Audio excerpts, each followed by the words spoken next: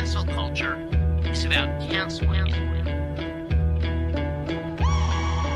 Up yours. Woke moralists.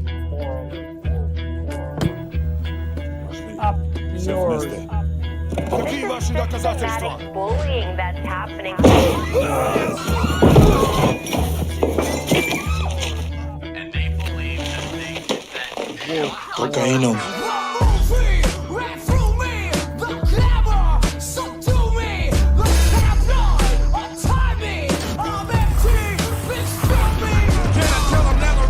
Had a gun, but it's the wax that the Terminator X spun. Now they got me in a cell cause my records ain't sell. Cause a brother like me said, well, it's one like this, immaculate conception. I transform like this, perform like this, which yells you a new weapon. I don't contemplate, I meditate, then off your head. This that puts against the bed, this that I got realness, I just push, cause it's in my DNA. I got millions, I got riches building in my DNA. I got gunk, I got evil that rot inside my DNA. I got off, I got trouble, some heart inside my DNA.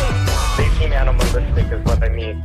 No, they're worse than animals. the woke mob, they ruin everything. They stopped Ben Shapiro from going to events and speaking. They stopped Ann Coulter from doing it. I will never surrender even a single inch of ground to a pitchfork mob. You never cave to the mob. We will never bow to the mob. Ever. No matter what. Do you see the final expression of cancel culture in terrorist groups like We'll see who cancels who. They want you to comply. Hey, What's up, fellas? good to see you. I was just actually watching a Benjamin Dixon video not too long ago. It's wonderful to see you about the woke whites. It was Oh man, yeah, man. Woke white very folks good. are coming out all over the country. I absolutely love it. How's everyone doing? Bender, you are Oh, muted. You are muted. I am. Oh, Bender. Okay, Bender. Oh, yeah. Oh well.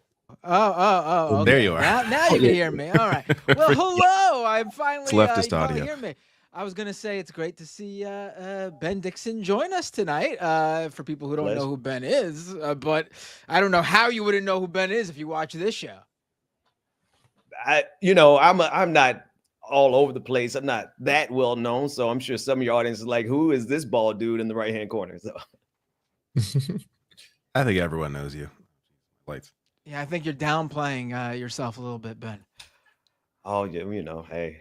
But what a night for me to come on. Like, I don't want to, spoil the bag, but it's like there's some conversations happening in real time about you guys and us and all of us. Like, wow. Yeah, I put the link out on Twitter and Blue Sky to this, and I got several replies from people already being like, TYT went off on their bonus episode on like everybody, like on. I'm not sure if I'm included in this, but I know Ben at least.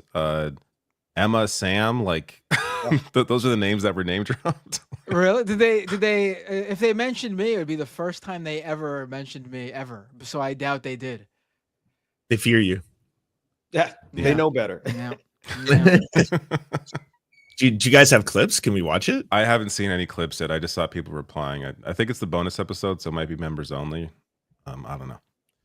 If clips pop up, we'll bring them up later. It's just a little. I feel just. I feel there's bad gonna for, be like, there's at least one TYT member watching this show, quickly clipping whatever they can to send it to us because there is an audience for this stuff. I mean, love the Vanguard, but they have proved that there is a huge audience for this stuff because that's all they cover now, and they get so many views for it. Progressive Voice used to have the market cornered on this, and he like retired. Right. I wish he was still around, but yeah. there's definitely a market for it. Wait, I didn't hear. Who used to have the market on this?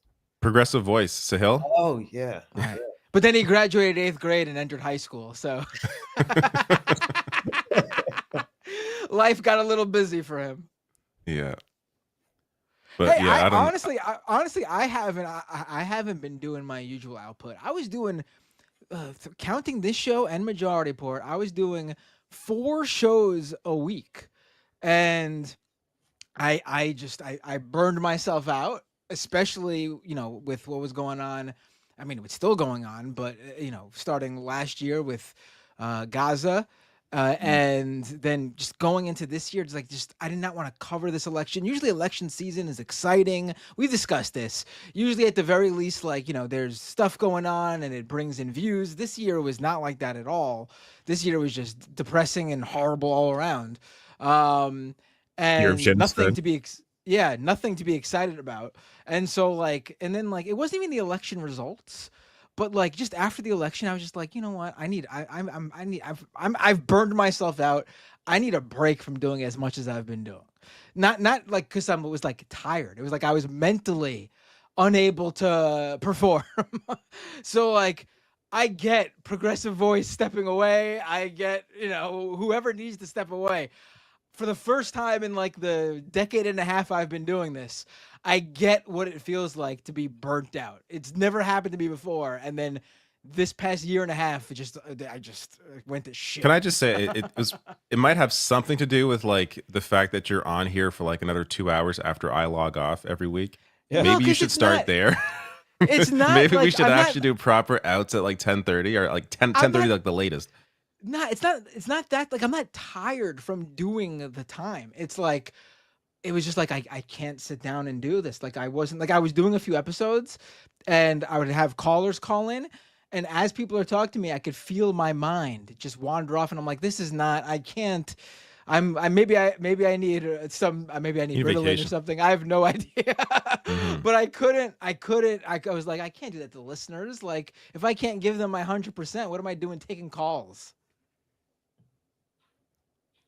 But I am feeling a little bit rejuvenated in recent week or two. Oh, who just put my was that you, Lance? I hearing feedback now? I think it's fine now. Just for a second. Do you hear it when I talk? Is it me? It could be me. No, we're good. We're good. Okay. Everything's good. Anyways. Should we talk about that photo? I mean, I'm not sure where you guys want to start, but the Luigi Mangione photo of what is this? What the Superman one? It looks like a Renaissance photo. It's so embarrassing. It looks like the Roman. Is he Hannibal Lecter? What's Jesus going on Christ here? I don't know what's going on. It's just oops. It looks insane. Yeah, let me bring this up. Also, the fact that Eric it. Adams had to get himself in the photo. Why does he need to be there? Why does the mayor have to be there? He doesn't have to be there. I think they need more militarized police and more guns. That's what the photo taught me. More weapons. He didn't have quite enough security. Mayor Adams is trying to shore up his MAGA bona fides before he crosses over completely. Probably not an incorrect prediction, because I don't know where else he has to go at this point, right? Besides maybe prison. Following the timeline we're currently on, Donald Trump is going to pardon Eric Adams, and he's going to be free. He's going to be fine, and he's going to make a ton of money continuing to be corrupt. And not only that, he'll be reelected because everything sucks. Everything's horrible. The worst is yet to come. That's what I've decided now. No more optimistic. This is what's we have to look. No, it's done. We're on the worst timeline possible. And honestly, it's not really just about Trump winning. Honestly, it's just all of it combined, including Trump winning. But it's not just that.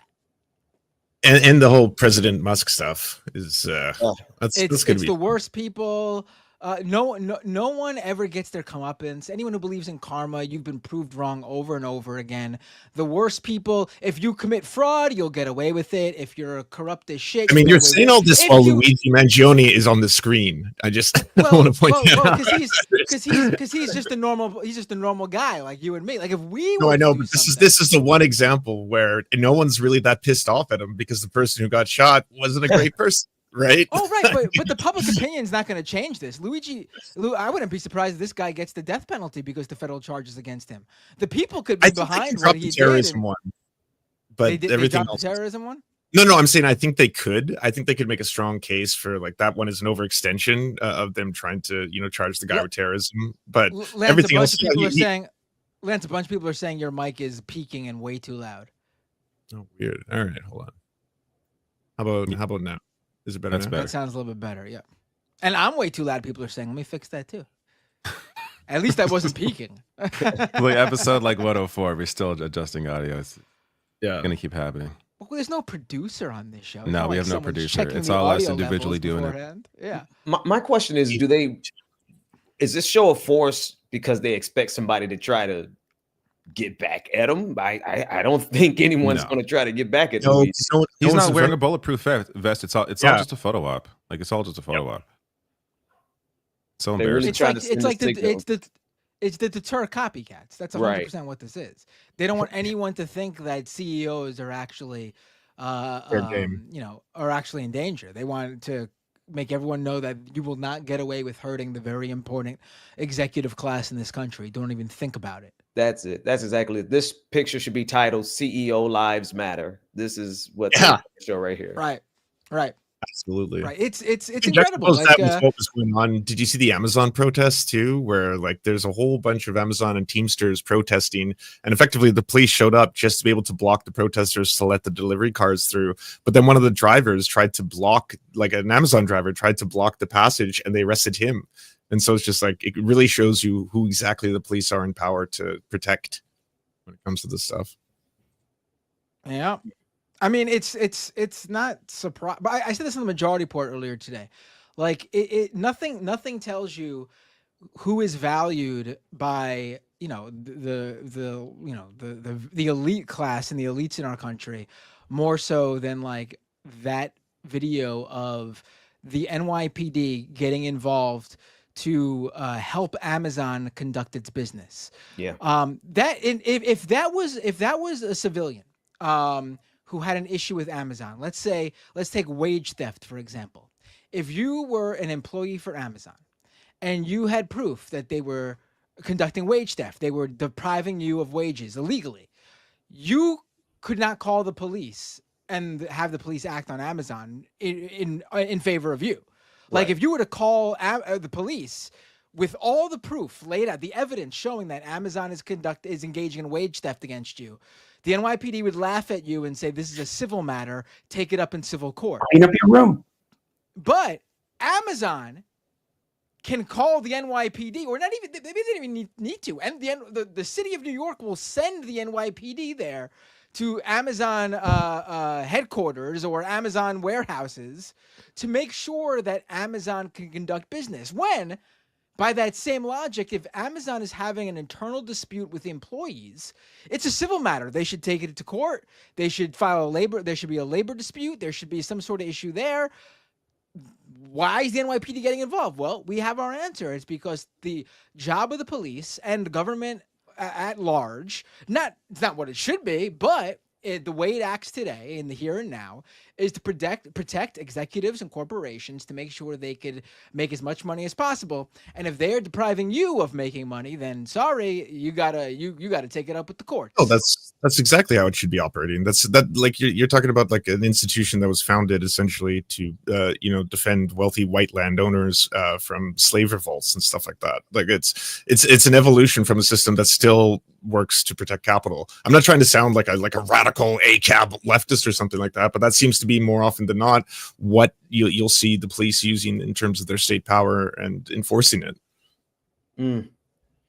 No, there's nothing radical about what you said at all. It's just almost like a structural reality of most of the world, but certainly the United States of America. Oh, Canada too. Yeah. Oh, don't you butt in here with this. Oh, and Canada too, lads. Might be hearing a little more about Canada the next year. I feel like Trudeau's not going to maintain his position. The cabinet like he's going to come back from holiday and be like, I talked it over with my family. I decided to step down. We're going to have a leadership race.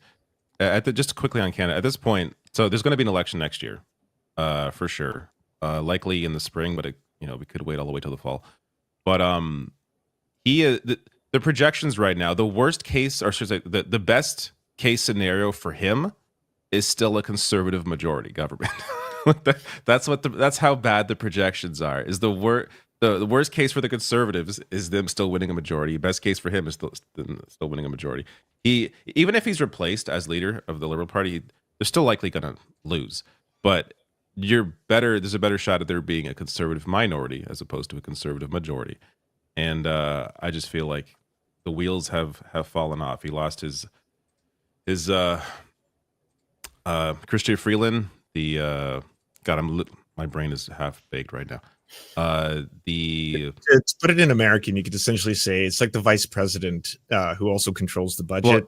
The deputy prime minister and also the finance cabinet member. So it's like basically his number two, like one of his closest allies. And the resignation letter was just like scathing. Like when we inevitably lose was one of her lines, and just tore him apart. But tore him apart in the most Canadian way possible. It was still kind, I guess. But it just seems like things have completely fallen off. But I think I was tired. Go through this with the U.S. going through Trump. I was like, it'd be okay if there was like at least like a neoliberal kind of Harris Waltz U.S. administration, and then we could weather a right-wing administration in Canada. But we're just getting, like Binder said, the worst case scenario. It's the worst timeline. We're going to get a conservative government here, and then y'all are going to have Trump, and it's going to be a wild ride. Yes, I marked the change of the timeline. When Kobe Bryant died that day, I felt something shift in the universe. I'm like, wait a minute, something's not right here, and we have definitely been going in the wrong direction ever since.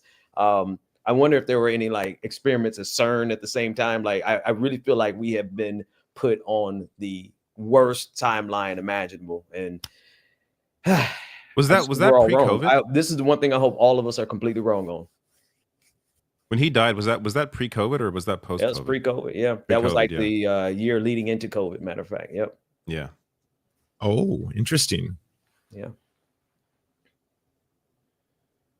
How do we make things better? How do we stay positive? It's done. It's done. I have a child to worry about. We had to make the world better, at least for him. Let's pack it up. Listen, it's bad when I'm like, at this point, a comet, a meteor, something significant. Aliens would be great. Something that would just shake up this whole system would be phenomenal. Look at New Jersey. I mean, the aliens might be here. I don't know. I know, right? I mean, doesn't it feel like we're at the like, I hate to be a doomer, but it doesn't feel like we're at the end. Like we're at the end of something. Like I don't see, like there's always been like a light at the end of the tunnel, but I don't see again. And I want to make it clear. It's not the fact about. And it sounds like, oh, how could you say this? But it's not about Trump winning. It is simply like it seems like the worst in everything is continuing to happen. Take for example, basic medical knowledge in terms of like vaccines. A good portion of our country, I would dare to say, maybe even a small majority, don't believe in vaccines anymore. I mean, we're headed towards something bad, and it wouldn't matter if even Trump lost the election, because that aspect doesn't change. Of that one example I just mentioned. Yeah, like we're and like. When it comes to the economy, you have people talking about how great everything is, and you have all these people struggling, and you have an incoming administration who wants to make it even better for the people who are doing so great. Like there's going to be a point where like the comfortable middle class won't be able to afford the basic necessities that the lower, less powerful classes already can't afford. And when that happens, I think when the people who are just able to still trudge into work because that job gives them the bare minimum they need to just not have to do anything like out of the ordinary to like make ends meet for their family. Right. When those people can no longer make it, and I feel like it's getting very close, then we're in real trouble. Well, I mean, I think you're kind of close to there already. I don't want to bring it back to Canadian politics, but this is just the stat that is in Canada. 1 in 4 families in Canada have food insecurity. And that's a lot of people with food insecurity. I don't know what the percentage is for Americans, but I know of the statistic in America where most people, what is it, like 60% are $400 away from, you know, their next emergency. Right, but the reason nothing is being done about it though is because even those people though are doing what they need to do to just get by. Like food insecurity obviously means you don't you don't know where you know if you're going to be able to afford food, but they are affording enough food to be able to just survive. Like there's going to be a point where like that's not even a possibility. Like obviously if 4 and 5 families were starving right now, actually could not afford anything to eat, there would be riots in the street, and obviously that's not happening right now. I think there's a desensitizing process that they are patiently going through. The most powerful, like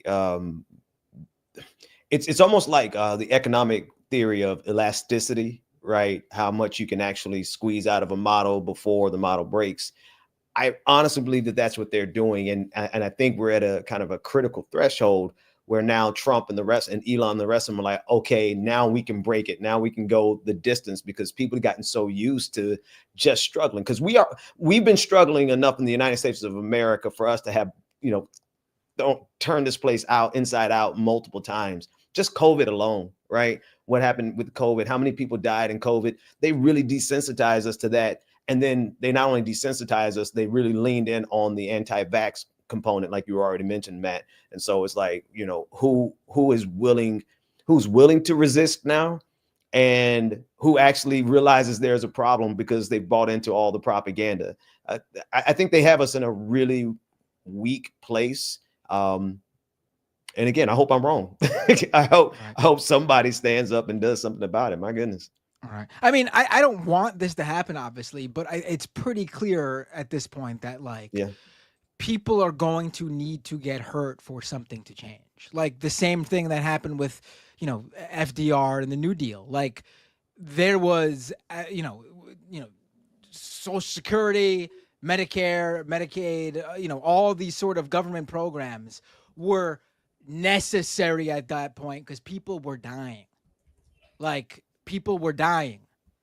You know, we're gonna need some sort of Great Recession or something like that, where and I'm, again, I don't want that to happen. I'm just saying that we've seen the you know, like just think about, like, you know, I saw someone in the chat say people are living off of loans right now, like in response to what I was saying. Oh, without a doubt. Like I was one of those people who I took out a loan a couple of years ago and to help pay off debts because it was the best way to do it.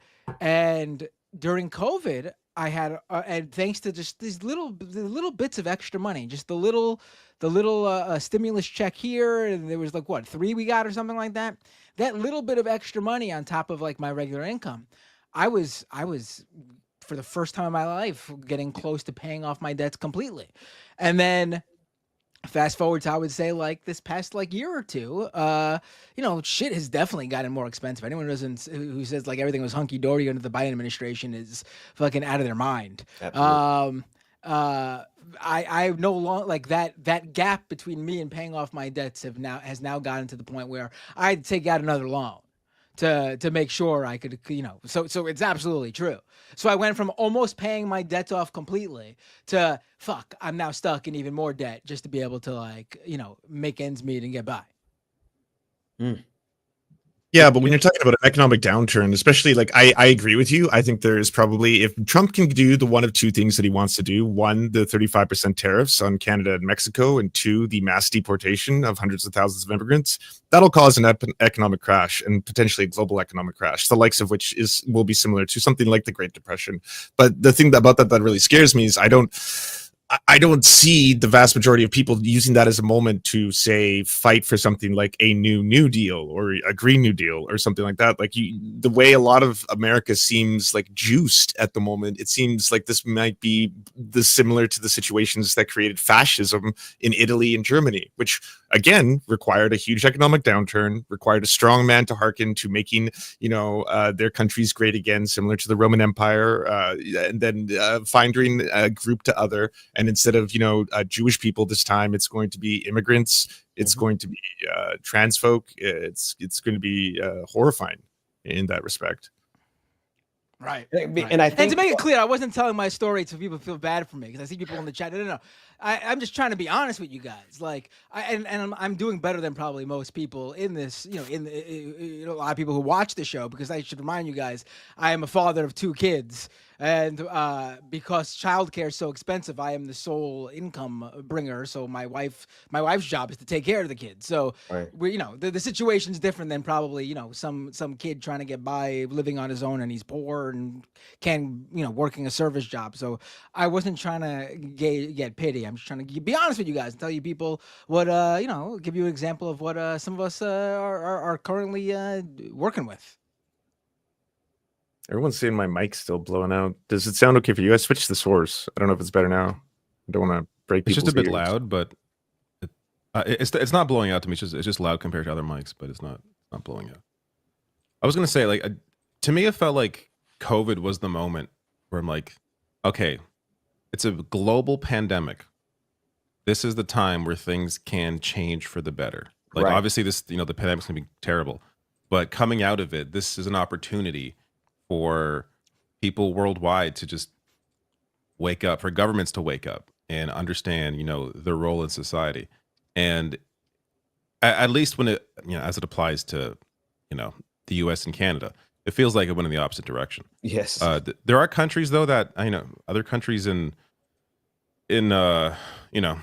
South America that have moved in a better direction. I'm not too familiar with Mexico, but I hear it's a lot better there. Claudia Scheinbaum was the only adult in the room. She was awesome. You're not familiar with Mexico, David? It's a country, one of the countries in North America, but it's right below the United States. But see, I think COVID was exactly what you said, David, right? It was an inflection point. We had a chance to go in a very positive direction. I used to call COVID Comrade COVID because of what it would take in order for us to actually survive it without being where we are right now. Basically, everyone's just gone on and it's here and you catch it, people die, For us to have not gotten here, it would have required the government to actually be mature enough to let everyone stay home and actually subsidize people a moment of universal basic income, right? Structuring work from home, like all the smart things that we should have been doing. And instead, what we saw was the most powerful realized that, and they doubled down on the dumbest stuff possible. They mobilized the dumbest people possible. They put money behind the most asinine and ass backwards thinking, and they managed to get us to not only spread COVID everywhere, and we're just swimming in it, but also to like structurally just dismantle any hope of us making that kind of progress. And what's crazy about it is this new model that they're going with economically, it's not really going to be a model where they're going to like the economies are all going to start contracting in a minute, right? And you would say, okay, well, then capitalists wouldn't really want that. Capitalists want the economies to grow. I think we're dealing with something totally different now with Elon Musk over at Doge. He won't really care if the government contracts, and he's getting a good huge chunk of it because he's now able to funnel those resources to himself or to all of his buddies without any hindrance. So I think we're going into a global order where economies contract. There's great depressions, but the people with the power to pull the levers of society are still getting even more richer than we've ever imagined. Right. Yeah, right. I mean, at some point, people are just going to stop working. Like, I think, mass strikes, like that seems to be, like, withholding labor really seems to be the only way to hurt people at the top, because they're only able to amass the wealth that they amass because of the people that work under them. And if there's just mass mobilization against work, right, that's at least going to create a moment. I know Sean Fain of the UAW has been talking about that, like planning for that. I forget if it's next year. No, I think it's like in 4 years. No, it's like, it's a while away, and I don't probably think too far away.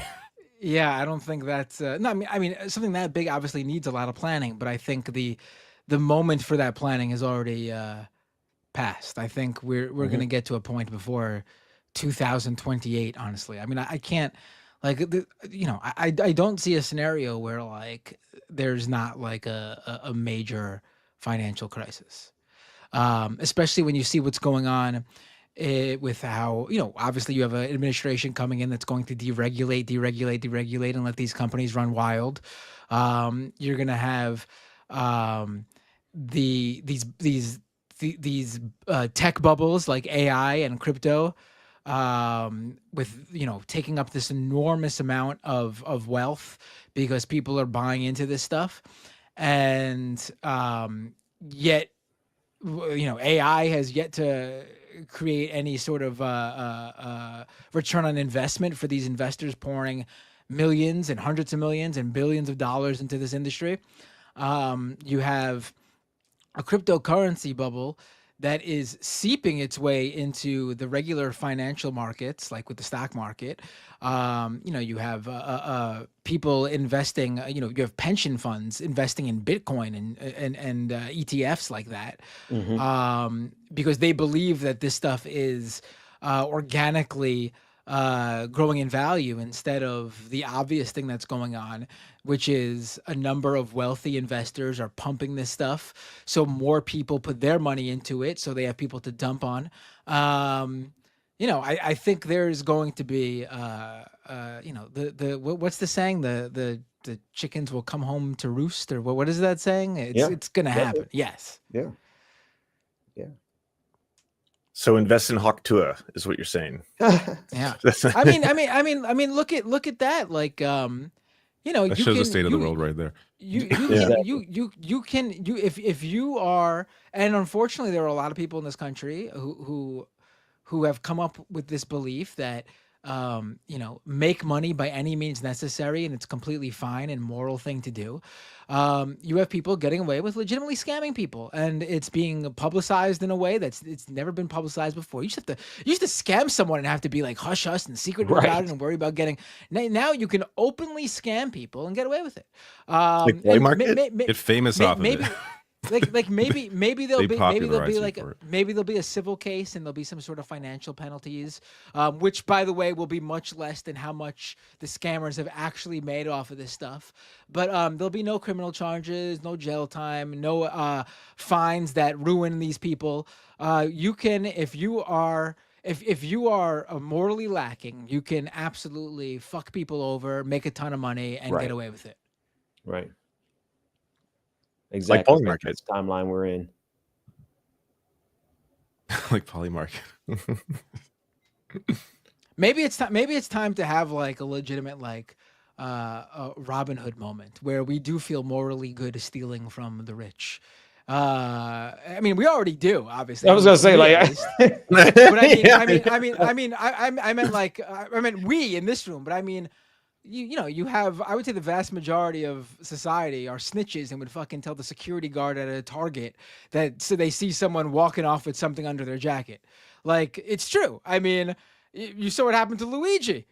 These snitches got him. Wasn't that person, they thought they were going to get, like, I'm not sure if they got the money, but they thought they were going to get the money for like finding him. And now they've been screwed out of it, right? Well, did you see how they got screwed over? Because apparently to be able to get the Crime Stoppers fee, there was two separate fees. One of them, you had to have called Crime Stoppers directly, and then you get like a serial number for your tip, and then you can connect that serial number to the prize collection. They never called Crime Stoppers. They called the police directly. And then the second prize money, because they said they were out of their jurisdiction, they wouldn't have had to be rewarded for it. So they're not getting paid, apparently. They're not even getting the bounty at the end of the day for everything.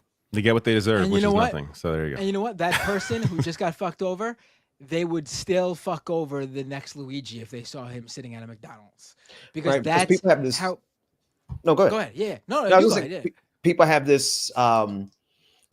somehow capitalism has managed to get people to have an emotional attachment to companies that have no emotional attachment to you. Matter of fact, if you die on the job, they will replace you before the end of the day, right? And so people have this ridiculous commitment to companies and the structure of the system more than they have to their own best interests. So you're absolutely right. They would probably do it again. Right. It's not even. I think people get it wrong when they say like the country, the vast majority of the country has wants law and order. I don't think that's true.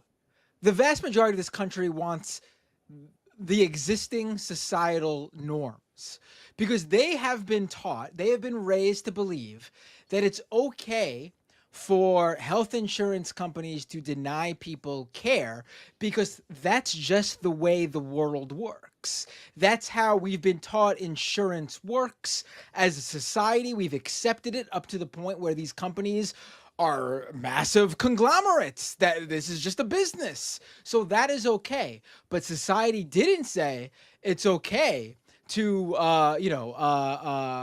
rob a store of a $50 item from Walmart. Society has not said that's okay. So we have been conditioned to say that's not okay. The healthcare companies doing what they do, that is okay.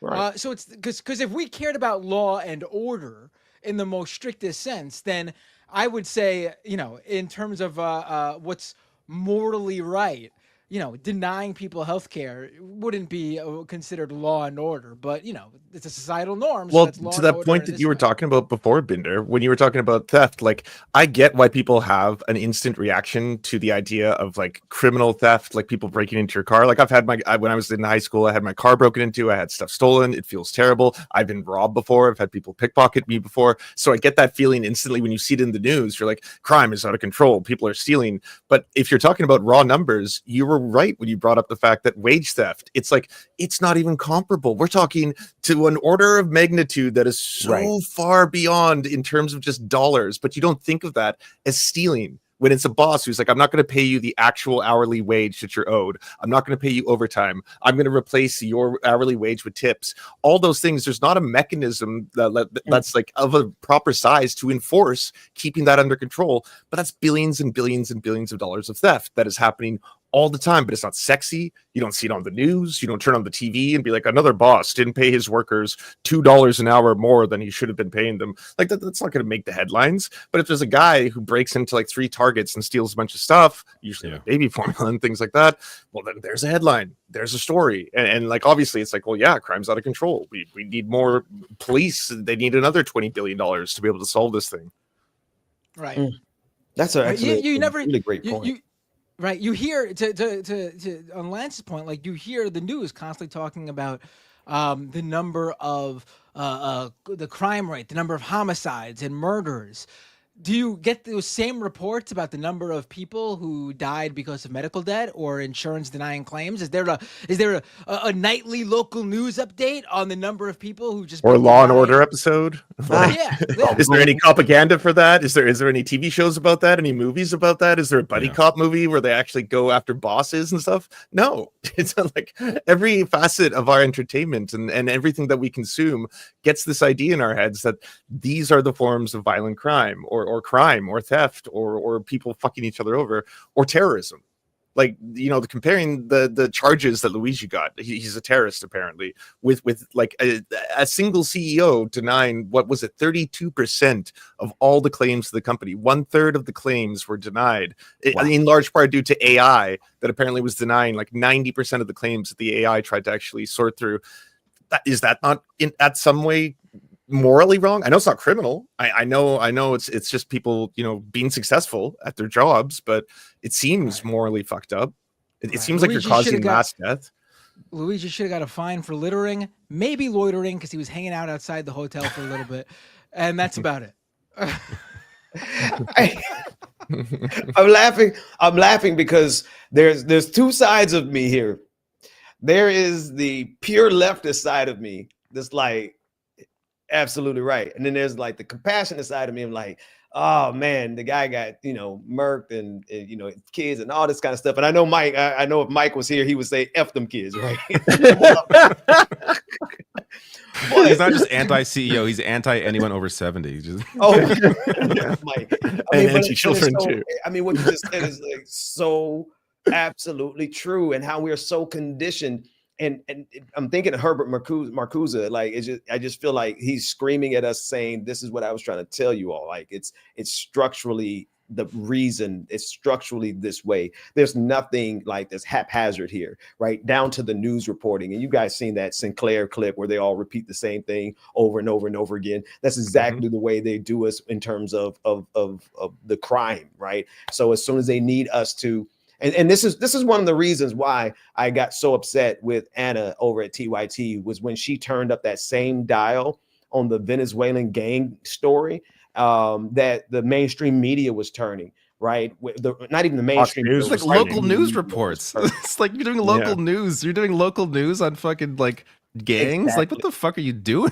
Exactly. And so that's what makes it so dangerous. It's like, are we buying in and we're going to go in and just do the bidding of the literal power structure that's conditioning us in the way that you just said, Matt and Lance? It's ridiculous. But then they say that you're on the other side, and not just Anna and TYT, but anyone who does those kind of stories will be like, so what? Are you pro crime? Are you pro Venezuelan gang? Are you okay with people breaking into homes and taking over houses with guns and arms? And the answer obviously is no.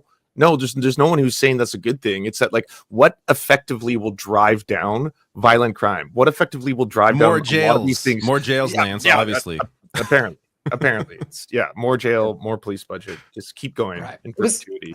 And see, this is where like the Karl Marx and the true leftist comes out of me. Like, they know this stuff already. They read Marx just like the rest of us did. Like, they read Marcuse like the rest of us they did. So they read the same Harvard study that said that crime is directly correlated with poverty, right? There's almost a causal link between poverty and crime. So they know all of these things, but instead of helping raise wages, instead of like helping people live, they build Cop City. This is where we live. Right. Look at how they deal with homelessness. It's not about getting the people who are homeless mental health or shelter. It's just fucking removing them from the 10 cities, destroying the 10 cities. It's just about doing that. Where these homeless people go, that's not the consideration of solving the homeless crisis. It's simply not having homeless people visible in these major metropolitan areas.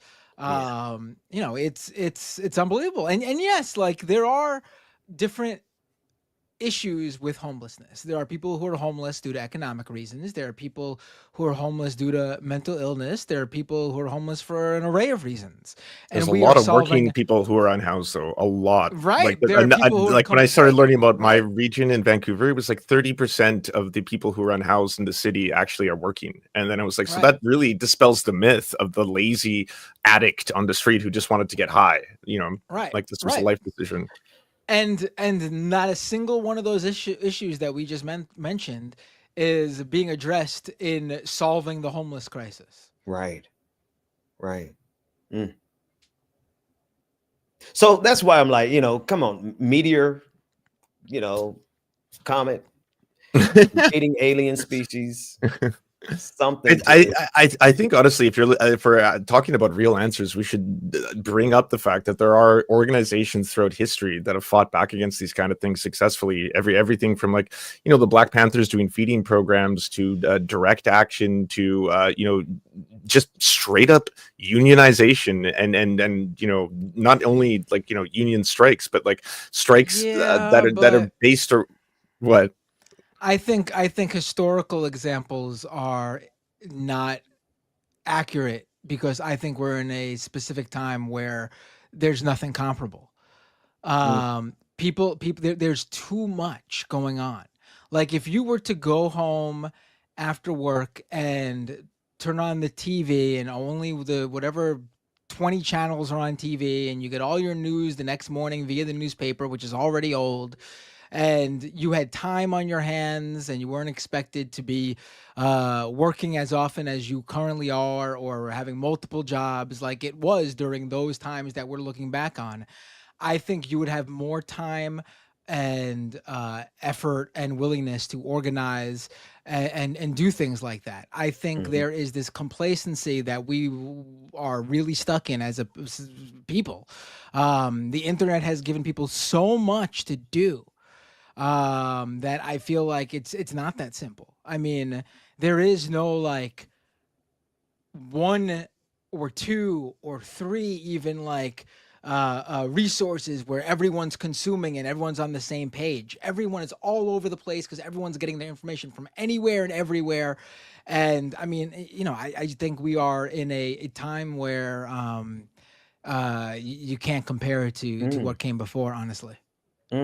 So Ben is saying that there's no hope at all. Yeah, I was like, you're just going straight doomer. You're not because like I'm just saying. Just wait for the end. No, that's not what I'm saying either. But I'm just saying, you know, what happened before isn't the answer. There's going to be something. We have new technology now, no question, and there's like a lot of new problems that are coming from that. I totally agree with you on the mass like proliferation of misinformation, and then that's something that is not going to have just a simple answer to it. But the crisis of homelessness, for example, there's lots of cities, LA, for example. I'm sure you know Adam Conover, you know, Adam Ruins Everything. He's one of the people who was like, I was tired of seeing the homeless problem in my community.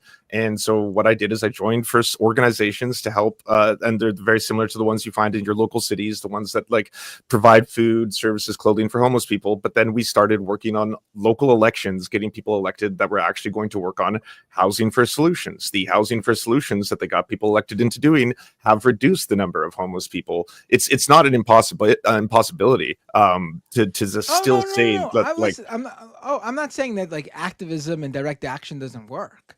I'm just saying that that's going to help in certain, you know, specific people, which is obviously very good.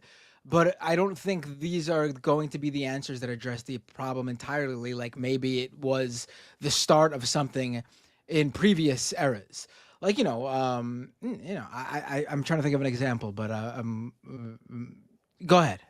As Lance is saying, I think it's more local. I think that's what it is. Like you focus locally on improving that situation, and I think people should do that. Yeah. I'm split between both opinions, right? I definitely, Matt, I see what you're saying, right? In terms of, and the reason I agree with you in this regard is because they have structurally, the most powerful, right? We can fill in the theys, but they've structurally adjusted for all of our mechanisms of resistance. Every one of them, whether it's union, they're profiting off it right now. Like Amazon is profiting. I said they're profiting off it right now. Even our conversation is making money for Google, Alphabet, and Amazon. Exactly. So they have structurally prepared themselves to really absorb anything that we do. But you know, it's got to be something. And one of the things I forgot which one of you said this, but I think it was you, Matt, where we no longer have any centralized media, and we're scattered all over the place, and people get their information all over the place.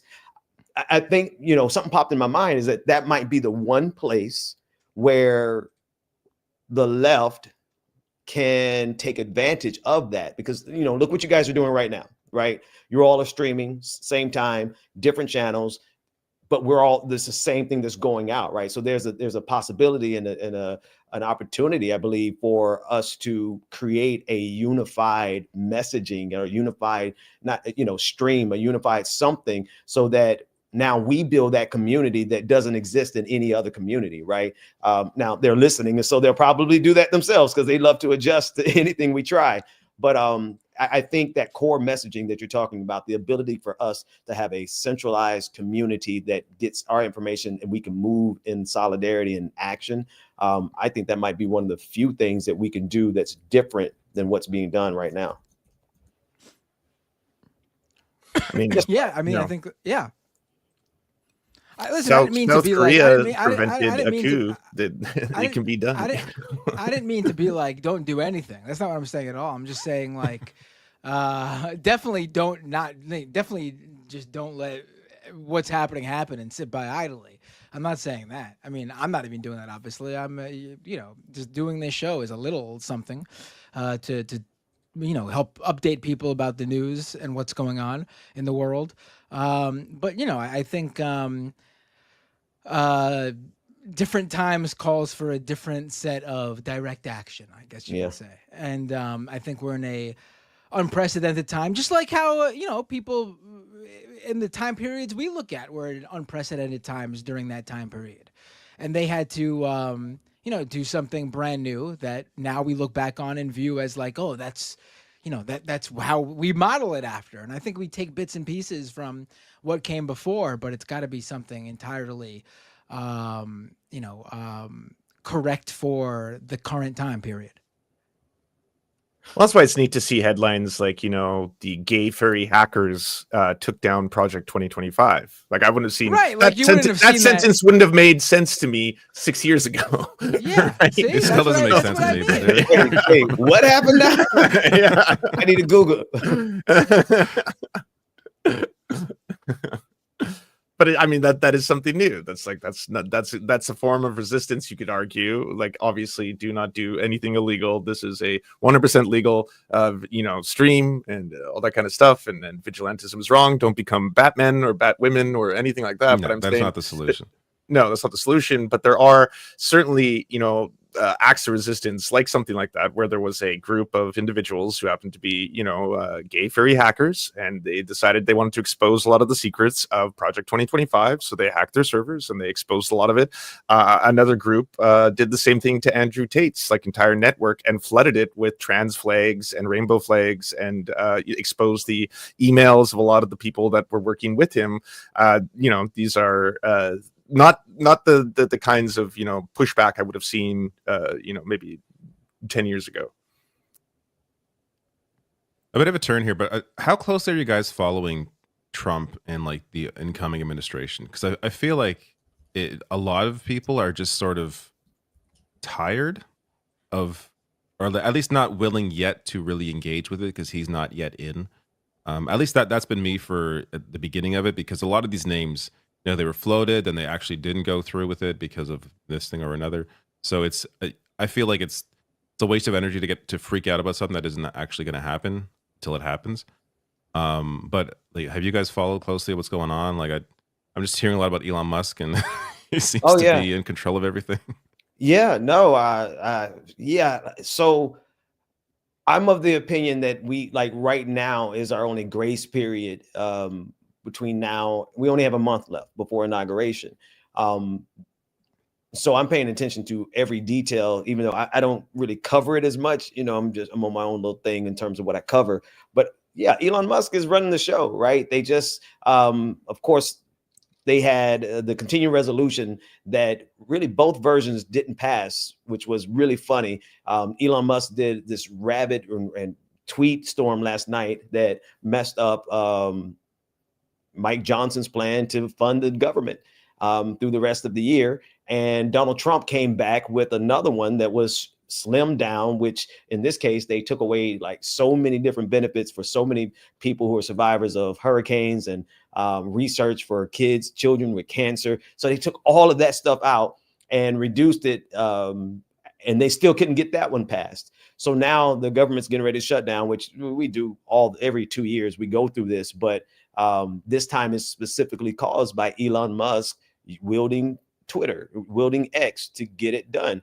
And then when you consider what he and Vivek are trying to do with Doge, right? We're really getting ready to go into a kind of a really dark period in the United States of America. So I'm of the opinion that we should be fully mobilized right now. And I don't mean mobilized in terms of hitting the streets, because they're prepared for that. They want that. That's what they expect. They're ready to control that. But I think everyone who has any capacity to impact, I think the people who are in the federal bureaucracies right now, oh my goodness, the intelligence community, we're getting ready to have Tulsi Gabbard, the intelligence community. I wish they were listening to us, but they absolutely have to have all hands on deck, securing however they can secure themselves from someone at the top being like Tulsi Gabbard. And we only have a few days left, but I think it is a worst case scenario for sure. Well, I have a few days. It was 4 left, a.m. As you can tell, the Biden administration is hitting the pavement hard, doing the work, getting ready for they're doing everything they can to prepare and leave. Yeah, to give Israel another $27 trillion before his term's up. That's his concern. That's priority right now. Of all the things to be concerned about, you're right. Thank you, Lance, for bringing that up. Right now, your concern is to continue to fund Israel to do whatever they want to do in the Middle East and Gaza. Seems like it. It really has proven to me that Joe Biden is not only I think he's one of the greatest evils. And I say that as a person who voted for him. But when he turned that corner after October 7th and turned on like the funding for that machine, and the way that in a way, I feel like he sandbagged Kamala Harris. I honestly feel like he's playing his part to help facilitate this transition into this doomer society that me and Matt feel creeping up the back of our spines, right? It's a chill going down our spine. I feel like Joe Biden is contributing to it intentionally. Yeah. Yeah. I mean, Yeah. what can you really say?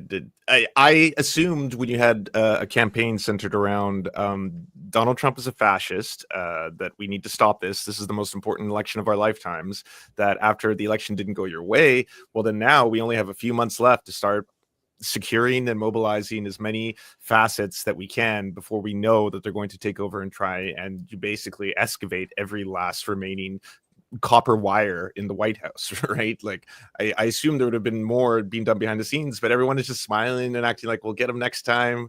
Don't worry, or working like diligently to prevent, say, someone younger and more progressive from getting a position of power, like AOC. Instead, what about another 70-year-old with throat cancer who can basically start some kind of political revolution? It's almost comical just how bad, like to have somebody who's not even the speaker anymore, like put her thumb on the scale to make that happen because she's angry about what AOC like being in her office like 4 years ago. Like, get the fuck out of here. Yeah. Oh, it's my just goodness. wild. You know what else gave it away for me though, was the fact that Joe Biden never got rid of Louis DeJoy over as Postmaster General, and he was DeJoy was appointed during Trump administration, and Biden never did anything to get rid of him or to stop him, and so DeJoy has consistently degraded the capacity of our postal service now to the point where Trump is actively saying, oh, they're inefficient. We have to start selling it off to the private market. And I'm like, Joe Biden, you knew this, right? You knew this was where this was headed. So why didn't you stop it? And the only answer I can come up with is because he's a part of the same structure that wants this dystopic future. And here we are. That's true. Like, Nancy Pelosi's stocks must have been doing great after the election, as did a lot of other individuals who stand to profit from all this, right? Like that's one of the reasons why I think there isn't just as much of a freak out from establishment Democrats right now as there is from people like us who are political junkies and tapped in. Because it's like, that's why it's all smiles. It's just like you're sitting there and you're like, yeah, I mean, we'll get him in 2028. In the meantime, I'm just going to enjoy the fact that for some reason, Bitcoin is about to hit $120,000. So everything's doing awesome. Yeah, they've been very focused on, don't worry, we're going to have a peaceful transfer of power. Like, after you fucking call this guy a fascist for 4 years. Yeah. Jesus Christ, kind of undermines your whole point. Yeah. Yeah. I feel like they never believed it, or they don't know what that term means, because I don't think it was totally inaccurate to paint Donald Trump as someone who is trying to... No, I think it's totally accurate. It's totally They just don't seem to really be serious about it. You know what? The imagery that just came to mind are all of the distinguished gentlemen who got into their best formal wear and sat on the deck of the Titanic as it began to sink. It's like a form, it's a fashion, it's a presentation. They're there for the pomp and circumstance, not even the reality of what they're going to do and how they're going to leave the rest of us. So, I'm going to be honest with you. Like,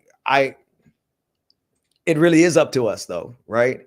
It really is. When I say us, I mean like literally every one of your listeners, every one of us on the screen, everyone who has any capacity to actually like mobilize our own energy and our own forces and our own circles to actually fight back every inch by inch by inch. Because we know now, like, I think anyone who is sitting around and waiting for the Democratic Party or any political party to fix this for us, like, come on, folks.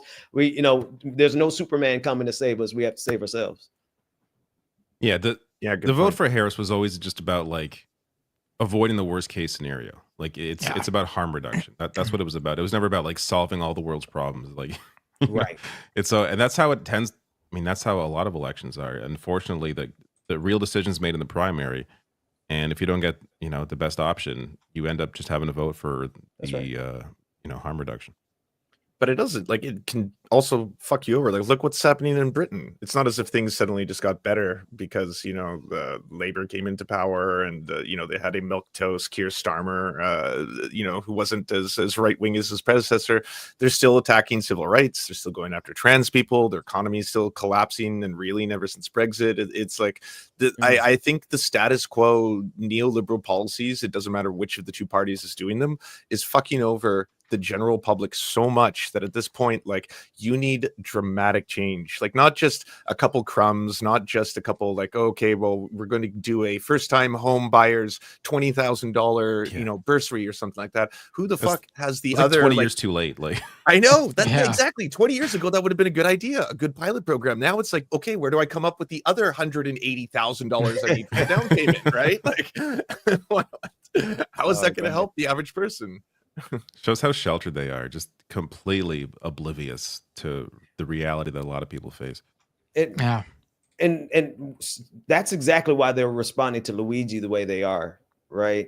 That the reason they're responding to him the way they are is, one, because so many people are fawning over him, right? Good looking dude. Yeah, I mean, he's the objectively good looking dude, right? And then two, but he represents the type of action that they genuinely fear in a decentralized fashion. And we're not advertising, we're not suggesting anything like that.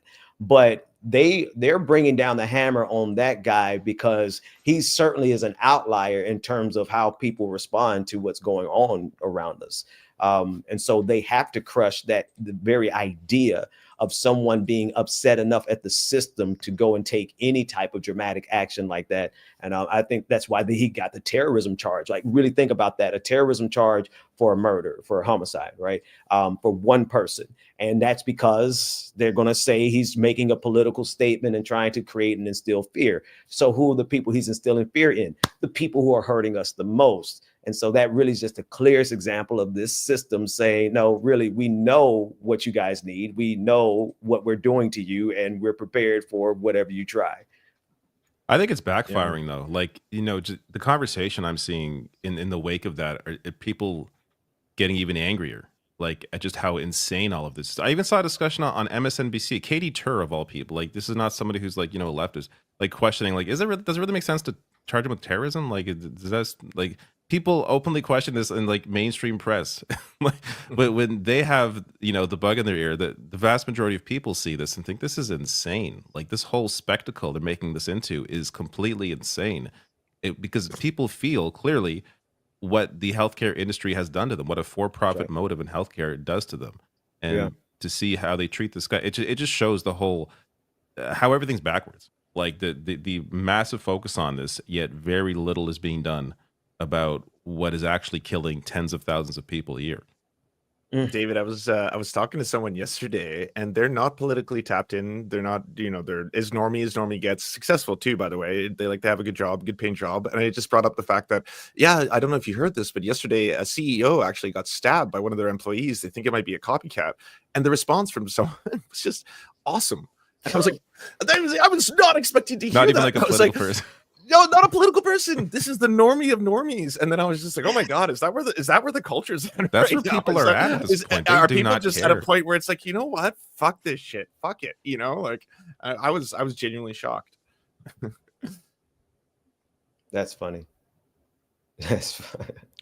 Culture shifted. The people are just, they've been squeezed a lot. And I think that the conversation about healthcare now, I think, is so important because it's happening outside of a Democratic primary.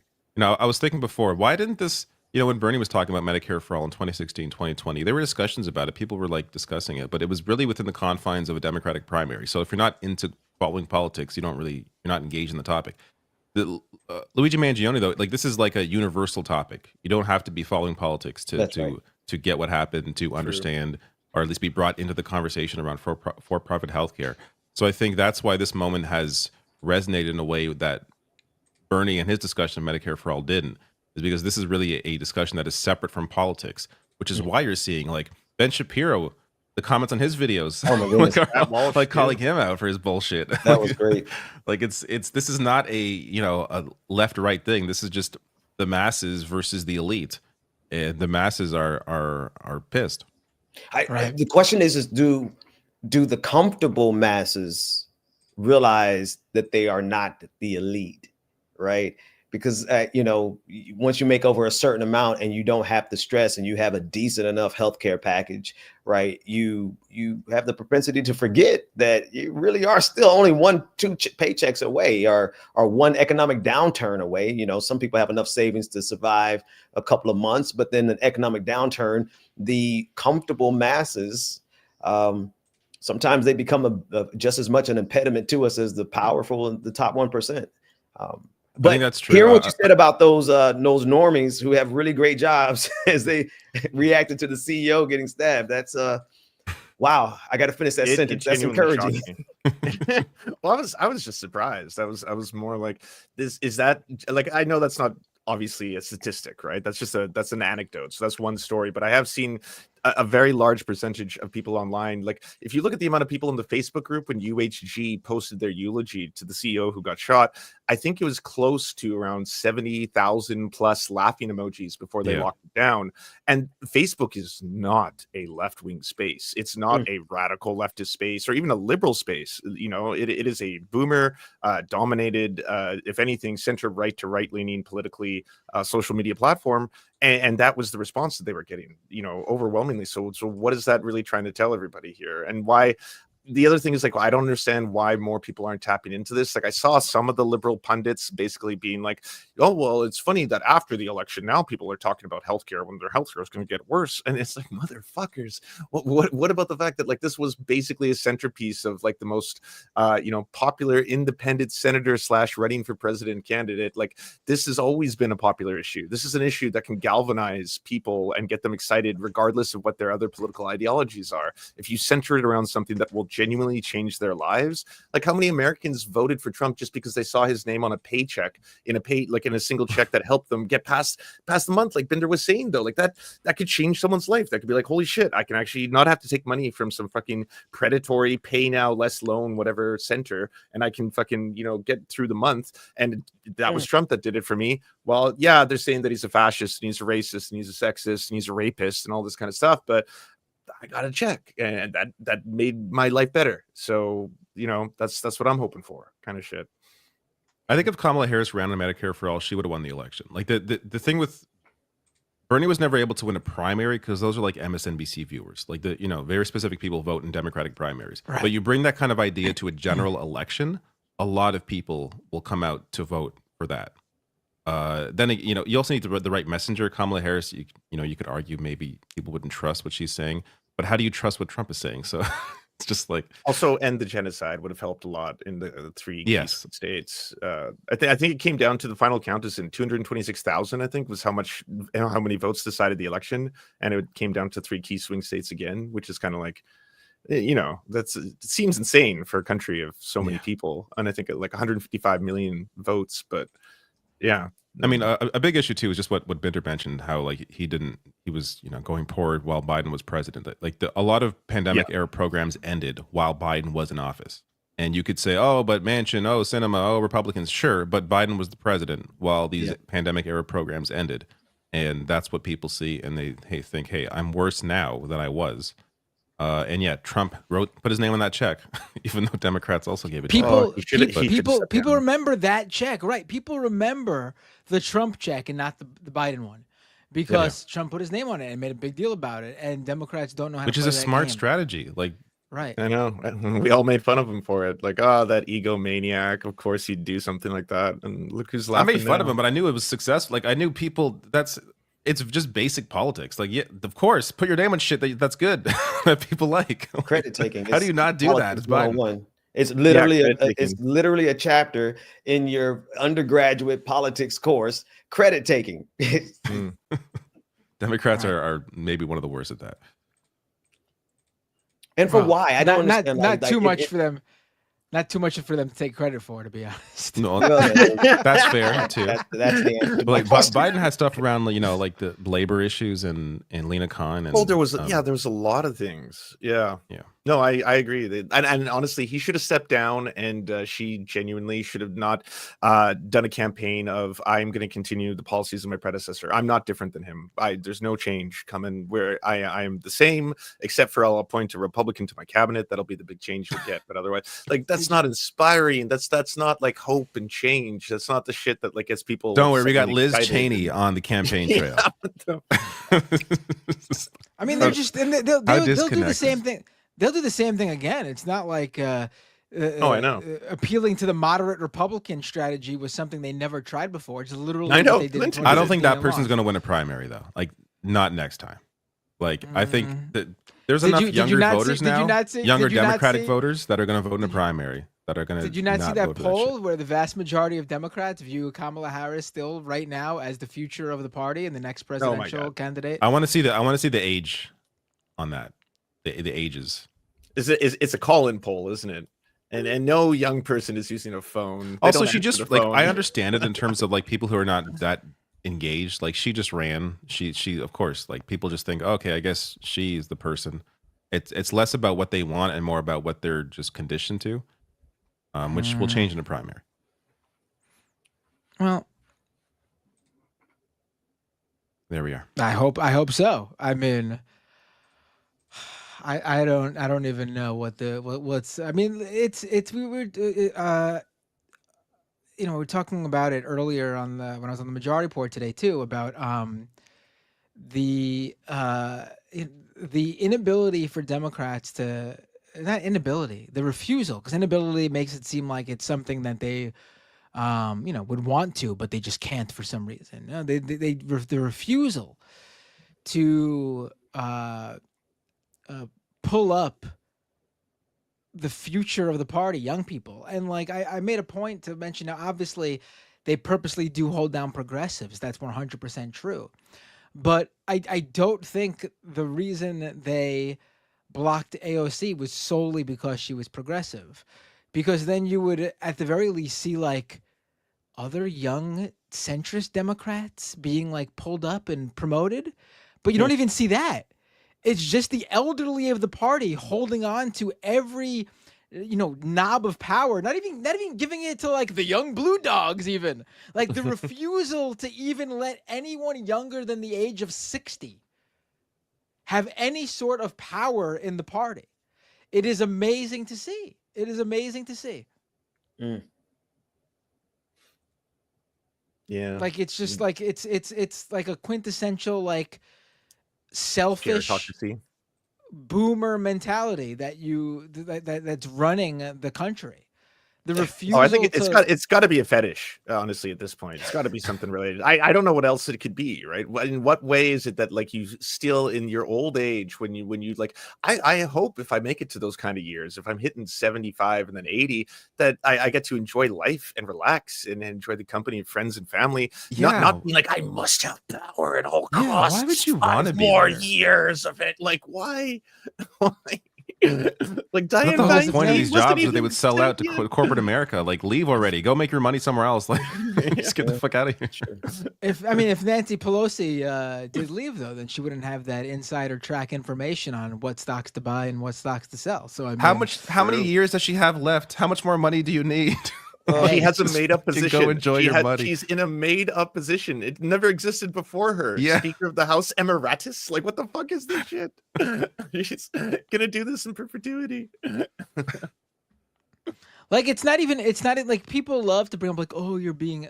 I'm not saying I'm seeing anyone say this, but the usual thing is like, oh, you're being ageist or whatever.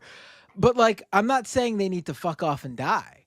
I'm just saying like they're not even like mentoring anyone. It's just like, no, it's ours, mine. Yeah, it's about what you're fighting for. Like, I'm not telling Bernie to leave, even though it sounds like this is going to be his last term. But like, he cares about people. Bernie is going to run There's forever. a difference. Don't you dare say that. Yeah, he got you there. No, but see, that's the thing too. Like Oh, that's not to do with age. Bernie has good politics, and he's clear. I in my age right now could not do it. Like I'm not lucid enough to be able to be a fucking. I don't have the energy to do that, Shaw. If you are an old politician, old as shit politician, if you're 125 years old, but you're fighting for people younger than you, which is basically everybody at this point for Nancy Pelosi, and you're trying to help people, then I don't care. Be in politics for as long as you want. The problem is the people who are holding on to power are simply doing it because they want the power for themselves. They're not even using the power to help people below them. It is simply for them and their ego. They want the title. Yeah, I'd say Kirsten Sinema falls under that, and she's way younger than all the other examples. But like, what are you doing with your power? Why haven't you stepped down? You're so hated, universally reviled, and it's like, well, every now and then I get to downvote $15 minimum wage, and that gives me a little tickle. You know, and now she's leaving, right? She's gonna make a ton of money somewhere else. Oh, I'm sure she'll get some cushy ass job somewhere. Yeah, they spent their time fighting for corporations. Now they're gonna go work for them. That's the revolving door. It's like, yeah. It's frustrating, man. Now if anyone's asking why I didn't do a show for a couple of weeks, it's because I'm I'm like yeah, I do feel the life force in me just going down, because thinking about it through the lens of reality, right? You got to, it is what it is. We are where we are, and everything that you guys have said is sadly very, very true. But Matt, I feel you, man. It's I think I took a whole 2 years off or something from doing content on a regular basis, because this reality can eat away at your soul, which is why I think community is so important.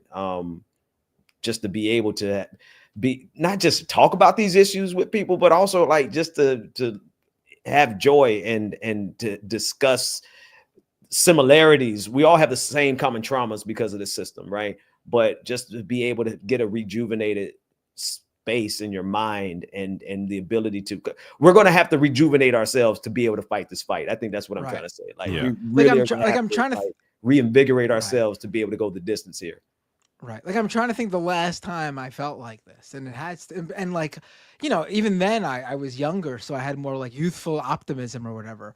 I have to say, like, probably like right after 9/11, where it felt like the world was against you and you were the only person, like us, obviously, who was speaking out against what you knew was wrong that your government was doing, but the rest of the world, the rest of society was like, yeah, we're gonna get them, we'll show those people, America.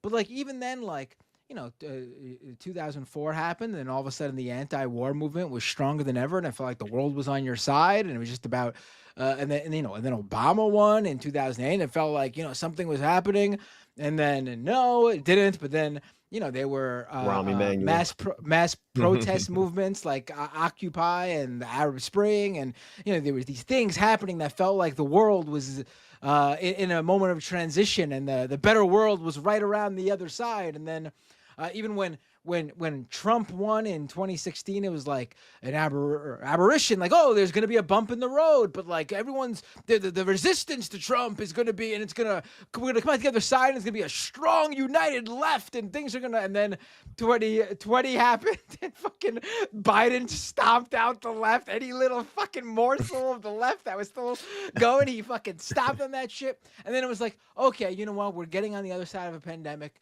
If this is what we need to do to, just band together and pick up the pieces after, and now look where the fuck we are. We're back at square one.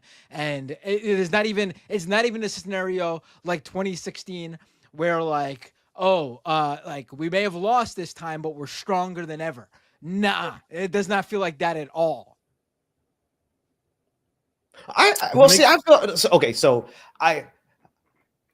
What I've learned to do since I've had my evolution, 2020 was and 2021 was kind of like a really transformative year for me, right? I had quite the precipitous fall in terms of like, I had so many people come after me, and I lost so many patrons, so many subscribers, so many followers, and really that was my livelihood at the time. Since then, I've had to learn how to do something, Matt. I've had to learn how to hold.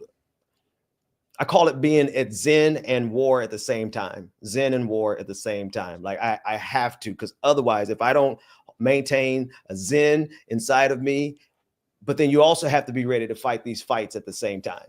And so I feel the despair that you're talking about. Like I really feel it, and I feel it like rising up in me. And so as I'm sitting here, I'm like, I'm like woosah. I'm like really processing. Don't let us break you, Ben, please. Say again. Don't let us break you. You see? No. I'm not. Knock on wood. I'm not terribly breakable at this point, because the grim reality really has been here for a while, right? We've seen the changes. We've seen the decline. We've seen us, especially us who are in media. And I think this is why it's so hard for us who are in media. Like, our job requires us to kind of read the tea leaves, if you would. Like, you read the white writings on the wall, you see the trends, and you see the trajectory. And so we kind of known that this was headed here for a little while, but there's something different about when you're really here now. In January, we're going to see the full dismantling of the United States government, that kind of thing. So it's all the more reason for us who do this kind of work. We have to be able to, maintain our zen and our inner strength at the same time, like be ready to fight like hell. Like, and I think sometimes we go back and forth between those two, when we have to maintain that at the same time. We got to keep our heads about us, and we actually have to be able to organize and fight and do the work. And I think that's something we need to spread to our followers. Like, I think the people who listen to us, I think the people who listen to us are so much more likely to not so much follow us, but walk alongside us, as long as we're able to, motivate them in that way. And I say it like that because for a long time, we put a separation between who we are as media personalities and who we are as activists, or whether or not we're actually activists, whether or not we're actually organizers. But right now, I don't see that we have a choice but to be all those things, right? Because there are people who listen to us, who would follow us, who would go into battle with us, rhetorically speaking, who would organize right alongside us. And we won't be able to do that if we're broken in this season. But Matt, I see it. I'm with you. I see what you're saying, and it's like, but the part of me on the inside of me is like, hold on, Matt.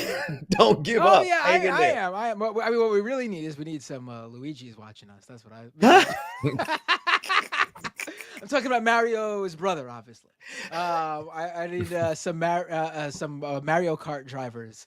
No, but it's I think the thing is like, just like, I got 2 kids.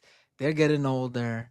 And what do they like? This is the world we're bringing them up in. And my goodness, don't talk about that. It's like it's rough. Like it's crazy. It's like, like one of my kids were born under Obama, and my other kid was born under Trump, and the younger one is the one who was born under the worst administration. Like it's it sucks. It's like but yeah, like my 2 kids are obviously why I I don't give up, and like why you got to keep going and still keep fighting the fight. I'm just venting today. That's really what it is. The end of the year, it's almost Festivus, right?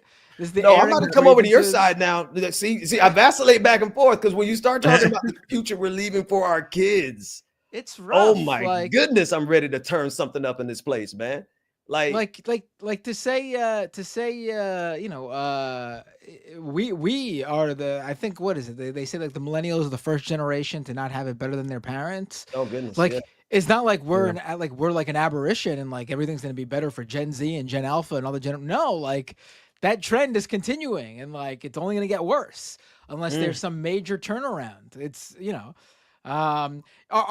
we'll be saying we're the first generation to have it worse than our parents, and our kids will be saying, and we are a generation that even has it worse than them. Like that sucks. See, Yeah, That's- yeah. but Binder, keep in mind in perspective that like also for our parents and our you know our parents, they also were going through a ton of fucked up shit. They were living through the Cold War when you thought you were going to die any given day from nuclear fucking annihilation. There was the Vietnam War, the atrocities that were being committed in Cambodia and Laos and all those other places of the world. I would take the like fake there's war generational over fucked up shit.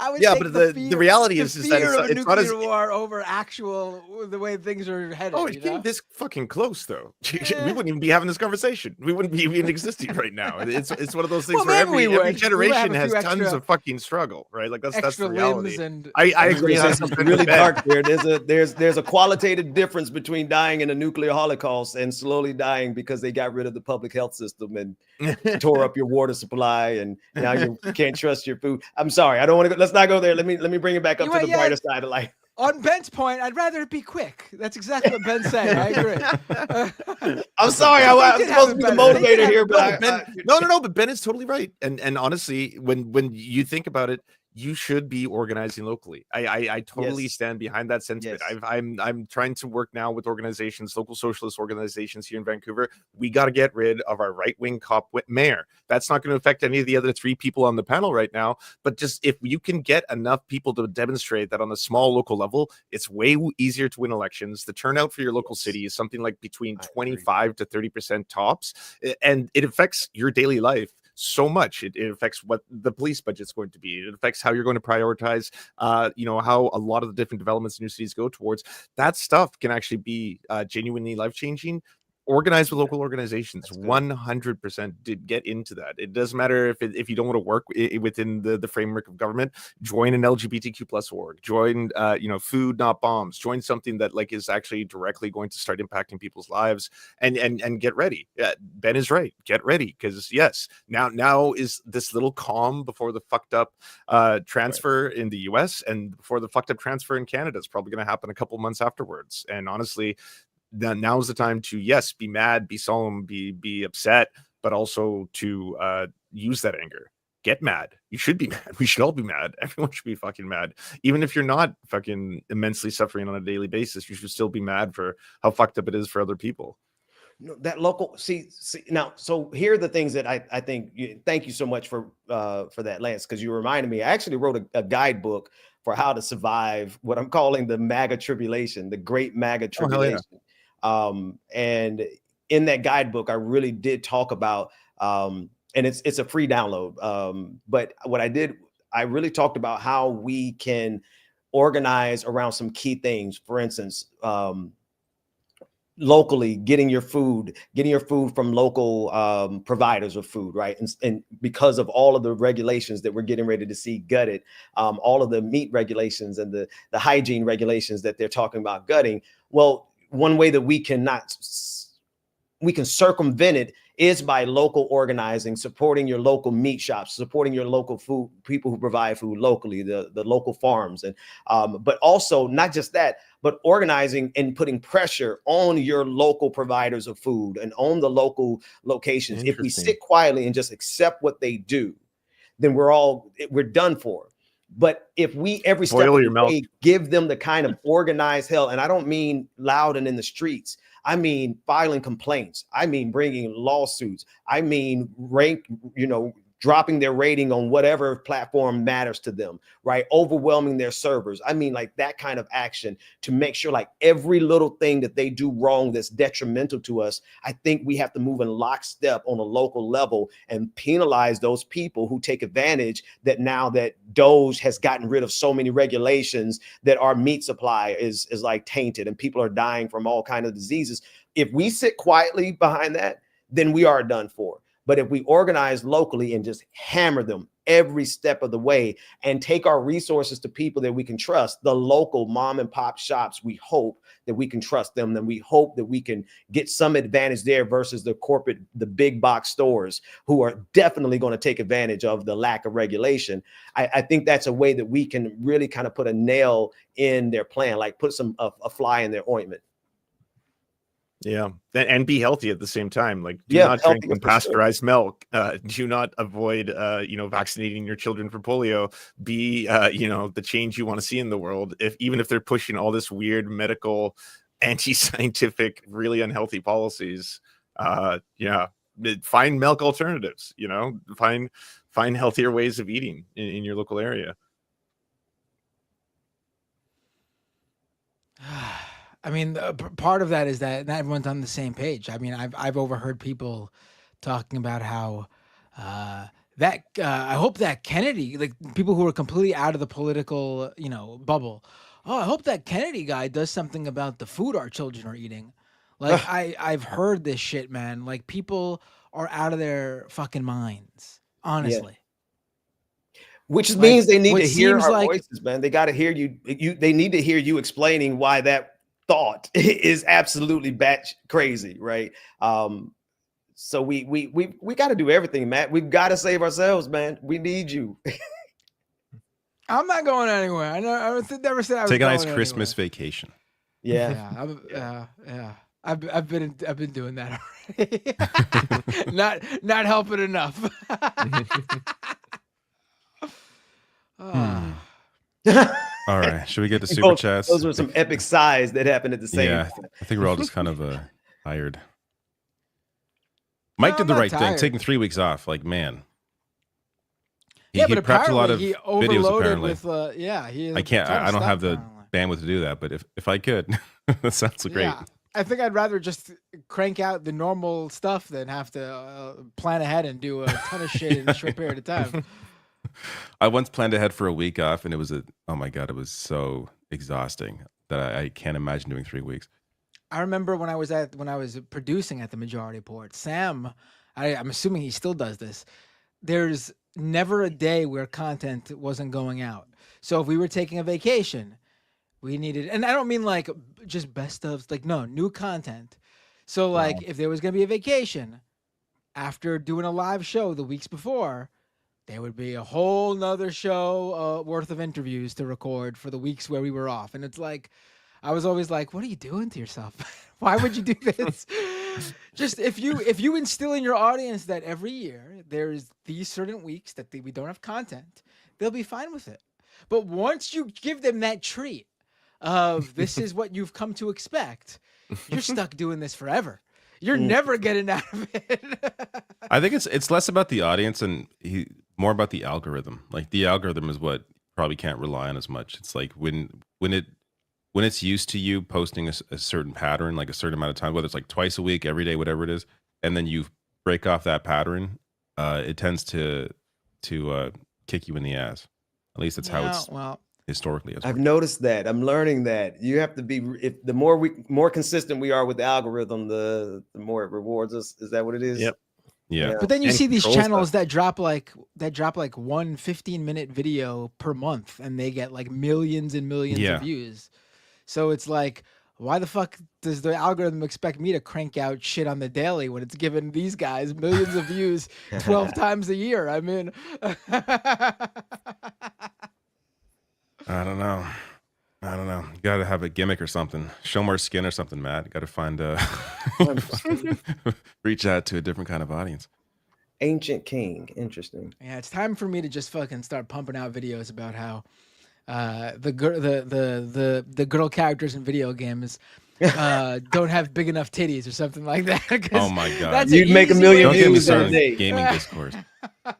Twitter is a complete fucking shit. Like Twitter will make you think that people that play video games are all fucking the biggest fucking disgusting losers imaginable. And like you go to Blue Sky, I can have like normal gaming conversations and people are normal and it's great. And Twitter's a fucking disgusting cesspool. It's still representative of a subsect of that audience. It's not like a tiny minority. Yeah, of course, but those people exist in every little interest. Really, I'm sure movies have their own little I'm corner sure of freaks too. I'm sure the crocheting community doesn't deal with. Okay, fine, crochet. I don't think the community's big enough to really have its own weirdos. I'm sure if you were like a crocheter in the crocheting community, you posted a little woman character that you made, I'm sure there wouldn't be a bunch of people going, that crochet doesn't have big enough boobs. If that were to happen, then we're really fucked as a society because they've just infiltrated everything. But here we are. I think it's time to go to super chats now. So, Ben, feel free to stay. Feel free to go. No pressure. Do what you'd like. Okay, yeah. Well, actually, I'm getting all kinds of super chats. So if you don't mind, awesome. I'd like to join in. Did you guys do y'alls and I do something? We can we can do yours first then if you want. Okay. Oh, great, man. Yeah, and then I can leave. No, because I'm tired as you know me. I get it. No, I am an old man now. Now you got to give me a second because I got to figure out. I know what it is because they're linked on the page. Oh, beautiful. Mondukes says police were never meant to protect and serve the populace. They were and always will be revenuers. That's a word I'm not as familiar with for the government. That's a fact. Like I think that's as clear as day when we saw what Amazon did this morning, but we have to really contextualize it in our minds. That's what they've always been, in addition to slave catchers, right? But servants of capitalism, which in a way is the same thing. Great. Thanks for that super chat. And then they sent another one. The left needs to find a way to come together and organize so our voices are heard as a collective, right? That's what I was kind of talking about. Like, there's got to be a structure, and I'll go and debate it with AI in a few minutes, of how we can simultaneously like carry each other's messages so that we have a unified voice. Because there's really very few shades of difference between our heart and our messages. We just have to watch out for those people who kind of go the way of Anna and Jank. Anyway, next. I knit you not. Could you discuss because hey, listen, I'm going to be talking about that tomorrow. Jank lied on me tonight. But anyway, could you discuss the effectiveness of mutual aid co-ops and guerrilla tactics like a new school Black Panther movement? Yeah, we've hinted at a little bit of that tonight. But I think, and for everybody, listen, this is not, I'm going to say something. I'm not promoting any of you to go become one of my patrons, but go to my Patreon page and download, it's free, the guidebook for surviving the great MAGA tribulation. It's there, it's free. You don't have to become a patron. I have some great details in there how you can do it. And we've been talking about it a little bit tonight, but I don't believe that we should put our energy into the street protests like we have in the past. I make my case in the guidebook, and it's because I think we need the guerrilla tactics. I think we need our coders, the people, our hackers. I think we need people in every position that you are an expert in. We need you to crank that machine on behalf of humanity in the next few years. So don't get arrested and have to have us spend $10 million in bail fund across the nation. We can use you in wherever corporate position you're in. If you're a federal employee, my goodness, if you're a federal employee, you are the most valuable player over the next 4 years. Prairie Fire, thanks for the super chat. So long as I still have a rotisserie chicken to eat, I will not feel the need to fix the government. But the moment that's gone, I will bring the republic to its knees. Have a merry winter solstice. Thank you, and thank you for they always send a super chat so I can go buy a rotisserie chicken as well. So I will get that as soon as possible. Well, if we remove rotisserie chicken from Kowalski, we might be watching the news one day and we'll be like, wait a minute. Yep. That picture the police are showing, there he is. That guy looks familiar. Exactly. I've never seen him before. Don't know what we know nothing about it. 29 MMA, thanks for the super chat for the $5. The era of the con is amongst us. This was sent. I remember this. This was sent when we were talking about what's it? Haktua. What? How do you pronounce it? Haktua. Haktua girl. We're talking about her. We don't need to know. It's certainly, we're in the era of the con, no doubt. You can go to the next one. Some would say it's the scam economy. There it is. Cyborg Manifesto, thank you so much for this generous super chat. Thanks for your courage against fascism regarding TYT and on Twitter. Take care of you, though. And I do my best to take care of myself. I try to meditate, pray and meditate. But for those of you who don't pray, I meditate every day, because otherwise I would have torn something up a long time ago. Y'all pray for me. Let's go to the next one. Thanks for joining the crew tonight and sharing your wisdom. We really do need to organize locally. It's the best way to exercise power and connect with people. The internet simply doesn't cut it. I thank you for that super chat. I agree with you, but I disagree with you at the end. I think we need to organize locally and connect our local organizations through the internet, right? We need to know, like Lance dropped some gems this morning and we wouldn't tonight, and we wouldn't know it without the internet. So I think we need to do both, organize locally, but connect and share information globally. When you Tiger, said thanks. when you said Lance dropped some gems this morning, I was like, Yeah, what did we miss out on something? Lance didn't bring the good stuff tonight. Look, What did he listen, say earlier? What did he say earlier? time is a little. It's morning somewhere. You have to excuse You the do- Doctor Who reference, you- but it's you do an gets a little early- People funny. could be do it- watching us in New Zealand. Maybe it's morning there, or Yeah, I don't know exactly. what time it is. Exactly. And yeah. Do you still do your show early in the morning, Ben? I just do it when I don't do a scheduled show. I just create content whenever I see, and I just jump up. But sometimes, I'm always up at 3 a.m. anyway. So yeah, time is really funny for me. Because I remember like I would see like oh goodness, those were Dixon hard goes days. live, Man. and it was like goodness, 9, we used to be live at 7 9 a.m. Oh yeah, my it's like, goodness. oh my god, like What were we thinking? It was during the pandemic though, so it was like, well, Yeah, it was a weird time. Yeah. Y'all think the oligarchs might ramp up the division like racism to make this unified rage against CEO and corporations simmer? Maybe so. They can try to make us make this like the response to the Bacon Rebellion. They've ratcheted up the racism already. We're already at 10 on the racism dial. Of course, we could always go to 11, go to a full-blown war. But I do think there's a decreasing return on it's an economic term. I can't think of it right now, but basically decreasing returns on the racism that they can really prompt up. The only place they have to go now is like just a full-fledged race war. And that's not beyond them. So maybe you're right, Tiger. God forbid. Sent another one, Tiger. Thank you again. I'm terrified that even if we boycott and get folks where their wallets are as protests, that Musk will just artificially patch the holes in the machine with his billions. True cyberpunk dystopia. Yeah, that's true. But I would rather see him waste his money doing that than for it to go smoothly. Like, let's put as many flies in the ointments and many nails in the tires as we possibly can all along the way. Doc Possum, great message. Please come on the show more. Absolutely. I would love to, but I'm always here though. I'm always here because Rebecca Bazor is my sister from another mister. I can't take credit for how dope she is. But we definitely, we're like, she's like my sister. So if you're hearing from her, you're definitely hearing from me. And likewise.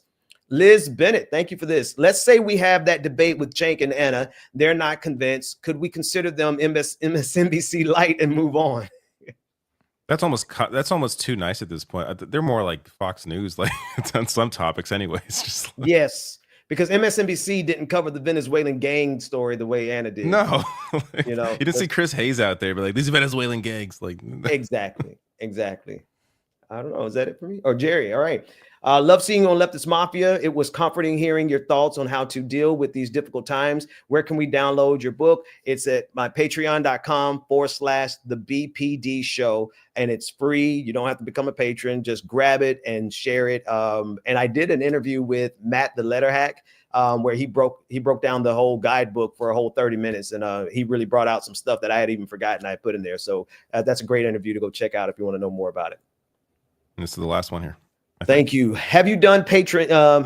Have you done Patreons about how to organize locally? I would watch that. No, I haven't. And sure, why not? Because I know plenty of local organizers who are masters at it. So yeah, I definitely would be into that. Thanks for the recommendation and thanks for the super chat. Actually, there's one more. Here you go.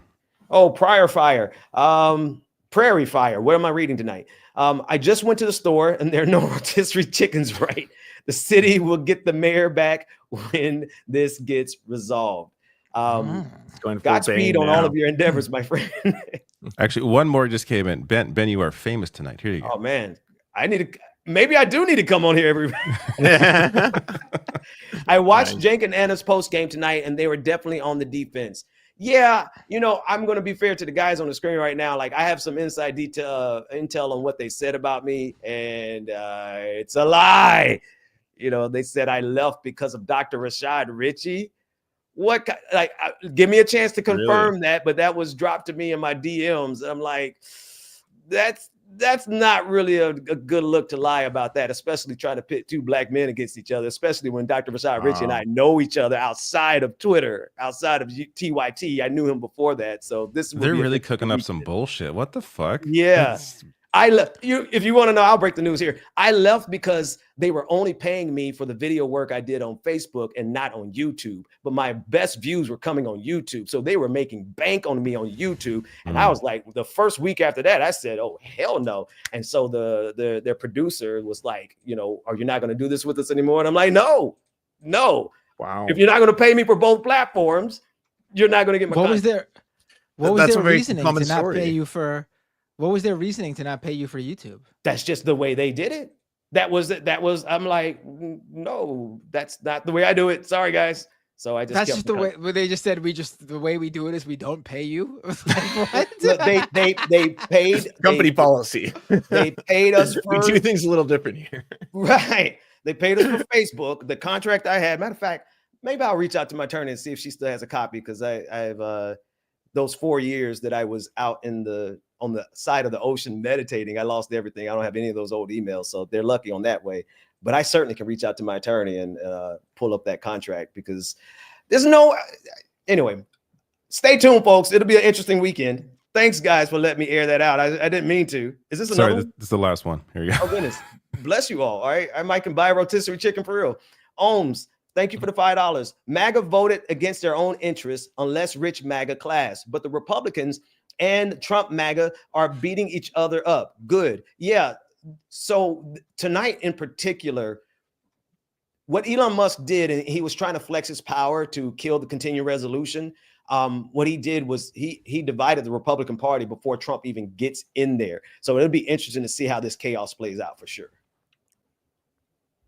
Guys, well, Ben, thank you so much for coming on. This was awesome. Yeah, man. I'm gonna clear out of here. Thank you, and thank you for letting me go a few minutes early, even though I sat here and benefited from all of this, man. God, I'm gonna read all mine next, and I'll be out of here in 5 minutes. So that's all. All right. Take care. I'll be the ones burning the midnight oil, so to speak. Yeah. Take care, Ben. All right, man. Happy holidays, by the way. If I don't. You know what I forgot? Oh yes. Oh my goodness. One of the reasons I came on tonight for sure, I was going to ask Rebecca to ask you guys, and maybe I can do it. If I could interview you guys each, I know we can't do it tonight. It's already too late, but I would love to know whatever your holiday tradition is. You know, it doesn't have to be Christmas. You don't have to be Christian and any of those things, but I would just love to know, because next week I'm streaming a special. It is called The Blackest, Wokest Christmas Ever. And it's a musical.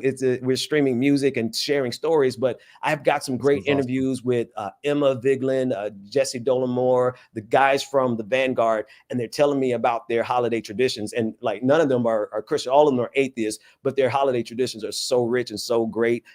So maybe not tonight because we're out of time, but I'll hit you in the DMs and hopefully I can get on the line and interview each. Done. Makes sense. You can't have blackest, wokest Christmas without Matt Binder, David Dole. Listen, you guys fall underneath the woke category. Okay, you are my woke, white, and racially ambiguous friends. Love you guys. I'll take it. Love you too. All right, bye. All right. I'm trying to think. I hope I have a good answer for Ben. I feel like I'm just like a typical, we just open presents on Christmas. Like, I don't know. Like, I don't have an interesting family. I just, I see my family every year. We've had some changing traditions over the years as like family members. We used to do go to my wife's family's, her extended family on Christmas Eve. And they had a tradition of staying up super late, having dinner at midnight, and then opening the presents. So you're talking like 15 to 20 people having dinner and then opening presents. By the time that was done, it was like 3, 4 a.m. and we wouldn't stay over. We would go home. No, fuck that. And then the kids grew up, and then the kids had kids, and people and then dissipated. Yeah, they made it and impossible. That was that. Yeah. I'd have to think what our tradition is now. I mean, our tradition is we go out for dinner on Christmas Day because no one in my family, on my side of the family, has lives anywhere large enough that can hold more than like maybe a half dozen people. So yeah, actually, but my one side, or my mom's side, they have to like rent out like a whole hall now. Like that's where we go. Just all pitch in on like a whole place to go, because no house can hold the family. It's just too many people. All right. I guess that's a good problem to have. So many people to celebrate Christmas with that you need to make accommodations, as opposed to everyone coming to my Christmas fits in my studio apartment and is currently also already living here. Me and my cat. That's right. All right. Yeah, I'm gonna read mine then leave. I'm tired. I'll here. Well, this was already on screen, so I assume this is Matt. I assume this is yours, and then I'll jump to mine. Oh, that's for me. It's either yours or Mike. Ton Bosin with a super chat. Oh, we got to read Mike's too. Fuck. If you don't have to, I'll feel bad. Ton Bosin, the super chat. Nah, Adams has always been a camera whore from day one. Yeah. Mm-hmm. You know what? I'll go in order until I get tired, then I'll read the rest of mine. So I'll stay for a bit. Cool. Donald James, member for 34 months. CEOs are trembling in fear now, not afraid of getting killed, but afraid of a newfound awareness. Definitely. Did we already? The awareness. Did we already read the one? Did we already read the one before that? Yeah, because it has a link on it. That means it was Ben's. Oh, got the chain. I don't see that. The link? What do you see? You don't see the little chain on the I see it now. image? I see it. Okay, I see it. Yeah. I see it. I never realized that. Very good. Oh yeah. If anyone comes in and links their account, that'll be. You know what we should It start should do doing? it for all. It should name each of them, so it'd be so much easier to know whose is who. Right. But you know what? I've just realized we never do this, and it would make a lot more sense.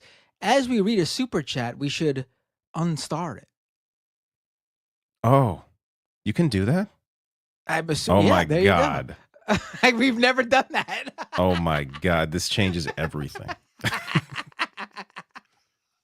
There, it's so much easier. Yeah. Hold on, let me see where this one's for me. All right. Jewel Cop with a super chat. I have no idea what's PLN. What currency is that? I'm interested. It is a Polish zloty equals. Wow. How about that? Oh no, it's Polish zloty. I don't speak Polish. I'm sorry. But thank you, my Polish listeners. Good things only happen in reaction to really horrible things. Trump is overconfident. His base will have a very rude awakening, a tipping point. Yeah, I mean, that certainly will come. But the question is when and how much damage will be done. And will the Democrats have anything good in response to it? No, they won't. Adam Iloff with a super chat, $10 super chat. Thank you, Adam. I truly believe when vaccines started, you saw the life expectancy in this country shoot up. As the anti-vax movement started to gain power, you started to see it reverse at a quicker rate. Yeah, I mean, we have to look at the numbers, the data, but I mean, it makes sense, right? I don't know if we're there yet. But the thing is, the people who are going to suffer is going to be the people who our society values less, like the kids who are going to suffer from being from not being vaccinated or suffer the consequences of the anti-vaxxers not vaccinating their kids. It's going to be mostly poor and middle class families. The wealthy are still going to have, even if they don't vaccinate their kids, they'll still have access to resources to take care of their kids. Also, their kids aren't going to be going to the same schools as the vast majority of these kids. So, a lot less chance that they'll get deathly sick. Tokyo Hans with a super chat. It's funny how these cops just keep making Luigi even more appealing to the public with these kind of photo ops. Yeah, I mean, there was no reason for that. You don't see them flaunt really anyone that same way. Could you imagine? Like, really, what they should be doing is walking, financial fraud related cases, people who've stolen hundreds of millions of dollars from the public. They should be walking those perp lines. SBF didn't get something like this. Someone like that didn't get something like this. Bernie Madoff. I mean, I'm talking about people who stole from other rich people too. Even people who steal from other rich people don't get the perp walks like this. Yep. Rachel Atwood, wasn't the end of the movie Don't Look Up implied to be the worst case scenario? In retrospect, that takeaway feels tragically naive by now. Yeah, it's funny how that actually looks like an easy out as opposed to the reality. Also for me, N2, thank you for the glasses and the champagne. I assume this is maybe inferring Happy New Year. If that is the case, Happy New Year to you as well. Adam Iloff with a super chat. Thank you, Adam. Another one. Just a reminder, one of the main reasons we are here today is Ronald Reagan, worst president of the 20th century. Yes, absolutely. And don't forget, he'd be more in line with the Democratic Party of today than the Republican Party of today. This is a guy who, the idea that he was once like the main figure of the Republicans is incredible. Like this, it's, and he was bad, obviously, probably caused more harm than even maybe Trump, I would say. So far, we still got 4 more years of Trump, so we'll see. Sorry, Lance, do you have chats you want to read? I do, but I can wait. No, you can go ahead. Oh, okay, hold on. Or at least read it. I mean, depends how many you have. I only have a few. Okay. I can read really quick. And I think they're not ones that require too much feedback. Thunder Lummox, thank you for the $5. Asked before, but when you read super chats on mute, where did the super cozy looking sweater you're wearing? It's from Tofino. I'm wearing a sweater from Tofino. I think the thing is Tofino. Surf Tofino is the company. It's not that Lance's mic. Oh, Tokyo Hands, thank you for the membership. It's not that Lance's mic is louder than usual. Is it just me, or is the bisexual lighting more violently louder than usual? That's a matter for all of you to discuss. I don't. Lance got more bisexual, and when that I happens, know, I increased my bisexual powers. Bay Photo with the $10. Local news will talk about another Walgreens closing due to theft, when in reality they were oversaturated in the market. There's a spot in San Francisco that had 3 Walgreens within a 1 to 2 block area. I think that's also similar to how Target did an entire scandal about how they were losing all this money due to theft and had to close down stores, and it turned out that they were closing down stores where the theft was not the highest in New York districts, where it was just poor neighborhoods and people weren't buying as much. Looney Tunes, thank you for the $1. Appreciate that. Omega Shenron Dragon, thank you for the $5. We need Monkey D, Dragon, Kuma, Sabo, Ivankov, and the Revolutionary Army out there. How Biden was out for around 5 years and Jill was power hungry. And then finally, Arch Aturo, thank you for the very generous MX 100. There is something else, though extreme. The Romans used it. Was the Cessio Plebis. Roman plebs walked out of Rome at least 5 times and went camping in the footholds for a bit, shutting down trade. That sounds both effective and awesome. I would love to be a part of that. And then Bowie Bourdain, thank you for the 5 gifted community subs. Thank you for subscribing. Very generous of you. Jagger08 Larson, thank you for the 1 month. And Aya 1870, thank you for the Prime. And the Dude, thank you for the super chat. Love y'all as well. Take it away, David Dole of the Rational National. Rachel Atwood with a super chat. The Leftist Mafia guest suggestion. Ed Zitron to talk tech. Ed has been awesome. A regular on Scam Economy. He's probably been on more than, maybe he's tied with Molly White for the number of times I've had a guest on episodes of Scam Economy. Ed Zitron is great. We should definitely get him on here. Yeah, he's great. He's really funny, and too, also for being such a nerd. Yes. He's hilarious. Also, he's invited whenever he's in New York. He invites me to meet up with him and get a he does like a happy hour type thing. And every single time he's invited me, I've been unavailable, and it makes me feel like he thinks he must think at this point that I'm like purposely trying to avoid meeting him or something. I would, but it's legit. Literally every time he's come, it's been like I don't know if this happens to you guys, but like there'll be like 2 or 3 weekends in a row when there's like it's kind of quiet, nothing. And then all of a sudden a weekend where every fucking thing is happening and you got to even like turn things down because it's all happening that one weekend. If it was all spread apart a little bit, you would have been able to do it all. That happens to me all the fucking time, especially with the kids having their extra. Yeah, especially when you have kids, it's kind of hard. Yeah. It's hard to, plan plan around that sometimes. Like my son is on he's doing basketball because it's not soccer season and he wants to play with his friends. But his travel soccer team is still doing practices even though it's not soccer season. So we're doing basketball practice and basketball games and soccer practice. And my daughter does ballet now and Girl Scouts. She's going to that. And even though the soccer team doesn't have a season right now, they just announced that they set up a friendly game against a usually opposing team during the season on Saturday.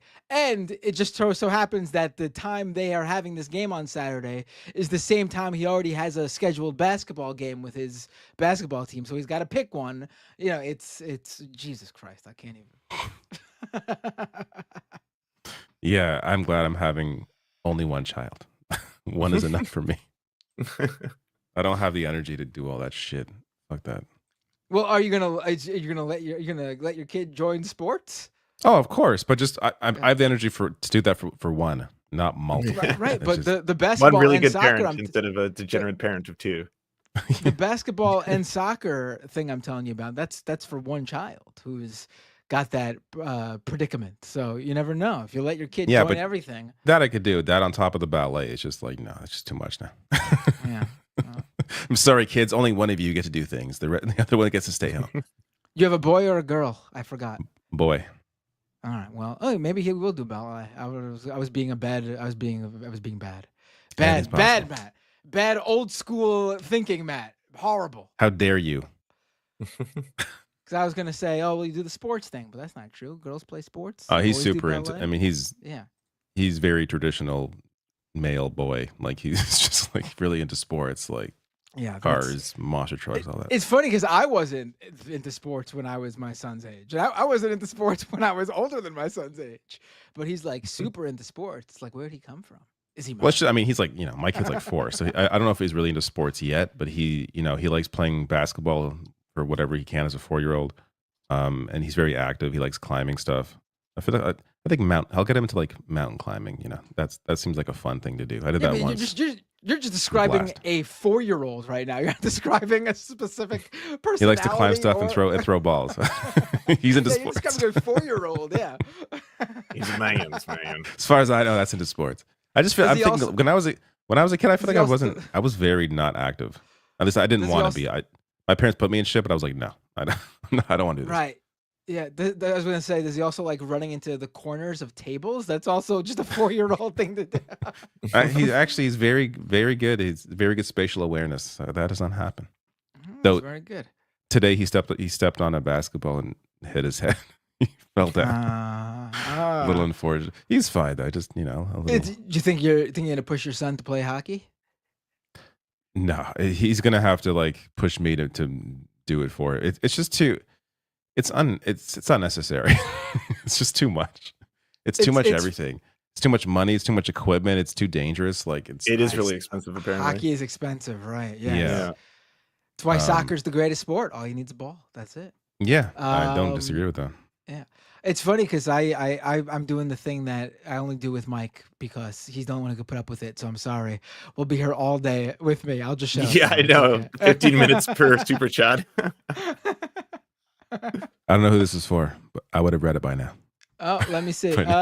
Carrie Shaw with a $20 super chat. Thank you, Carrie. The closest white-collar propaganda movie you get is The Other Guys. Will Ferrell investigated police pension fund scam.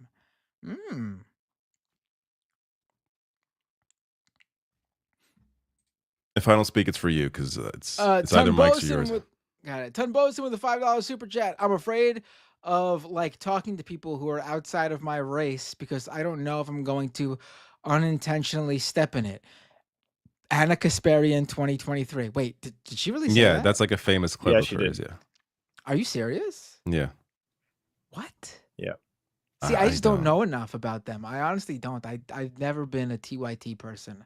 I feel like how I feel about TYT is how I also feel about like Green Day, for example. Like, so many people are like, oh, the band that got me into punk rock was Green Day, and from there I got into, like, real punk. So many people are like, oh, the show that got me into, like, lefty media was TYT, and then I got to, like, real lefty media. No, I never got into the entry point band. I dove right into from the get-go.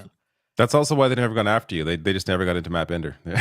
That's probably it. I mean, they probably don't know who I am, even though I directly worked with them for years as Sam Cedar's YouTube guy and had regular meetings, not regular, but like maybe like once every few months meetings with the TYT YouTube guy so that he could like help us like out with like when we were part of the TYT network. Yeah. But I mean, other than that, they don't know who I am, I'm sure.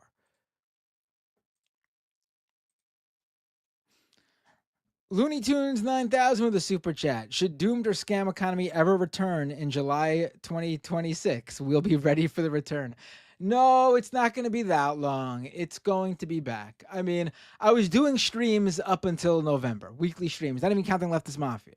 I just wasn't uploading stuff to Doomed or Scam Economy because I felt that those weren't official Doomed or Scam Economy episodes. So the podcast feed looks emptier than it really is. I was doing shows up until a few weeks ago.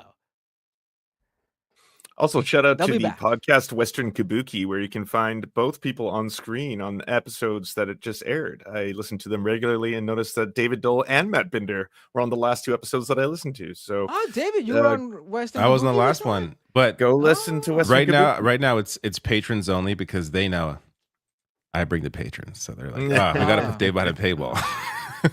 And they put me public because they know I'm the man of the people. So it all makes sense, right?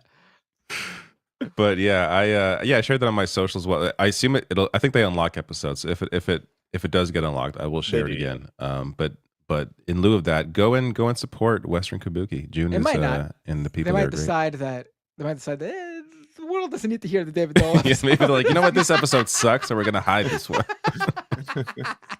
That could also be the case. I don't know.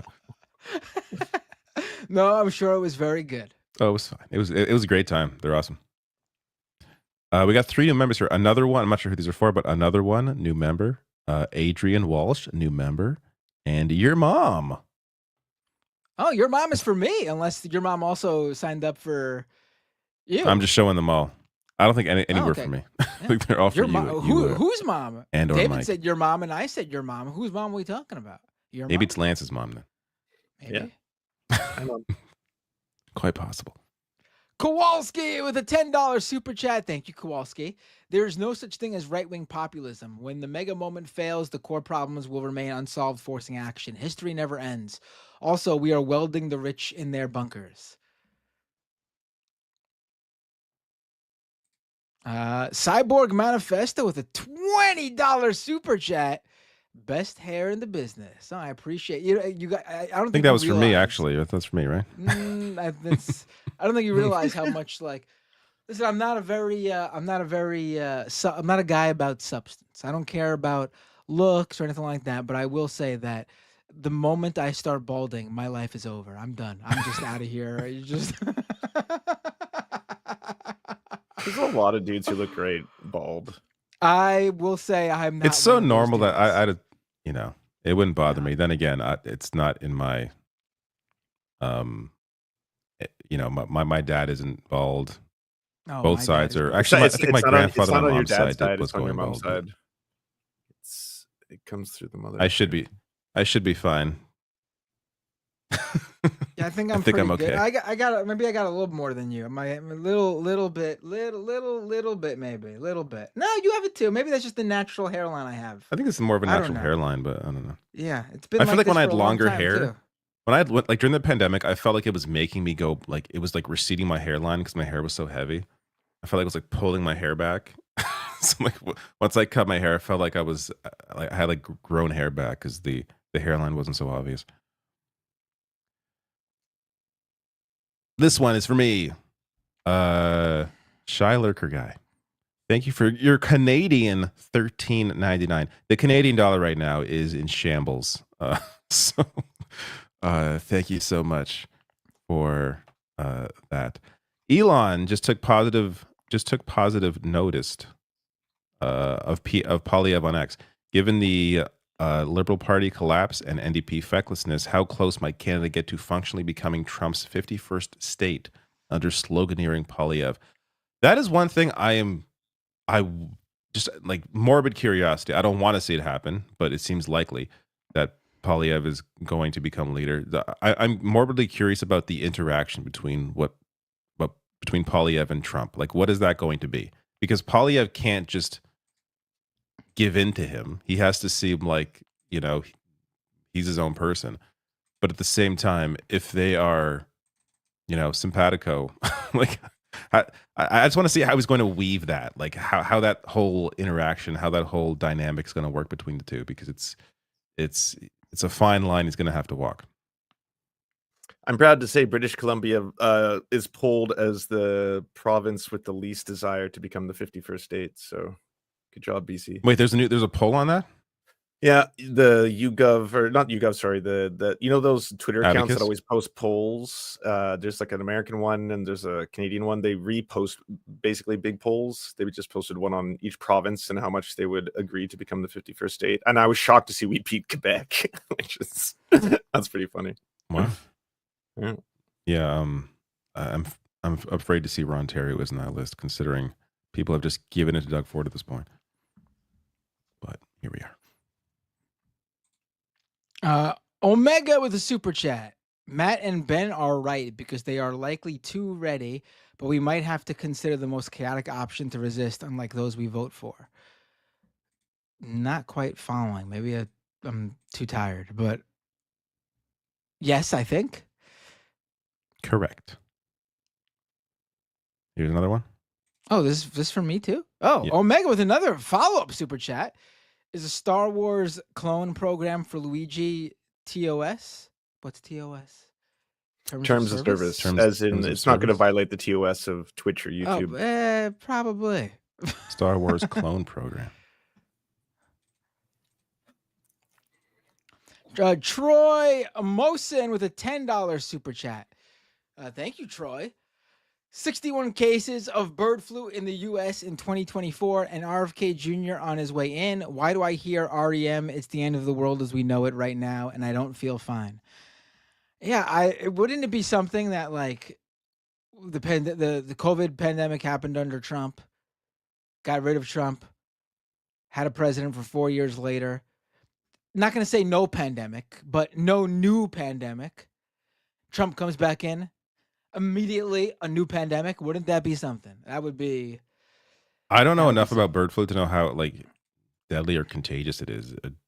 Are we talking like COVID level kind of thing here, or is it just going to be one of these things that die out? Because I feel like that. I swear every year we hear, oh, this flu or whatever, this person has this, and it really wasn't until COVID it was like, oh, this one's different. So I feel like this may just be one of the other ones that are not like COVID, but I don't want to speculate now because that gets too depressing.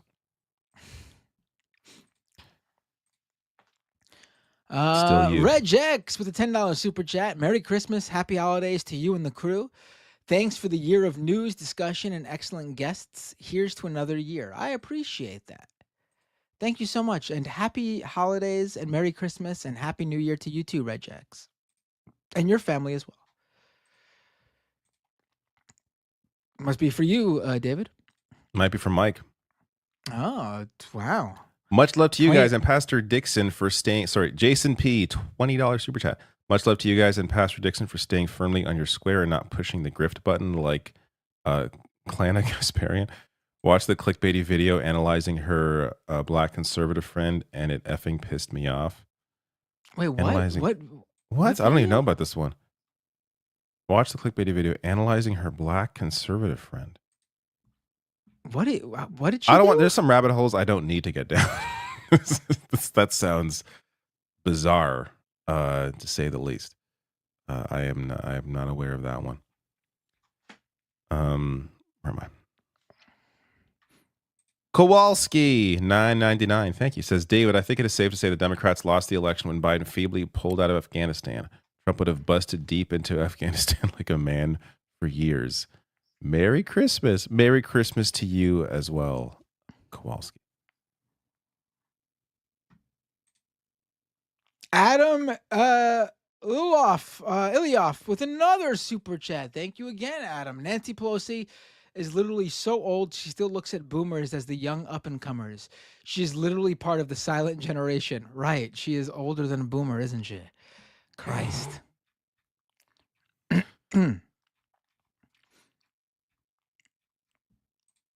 She looks at boomers and she says kids today. God, that's depressing. Looney Tunes 9000 with a super chat. It's time to get rid of the old dinos in Congress. I mean, we've been trying to do that and it's not working.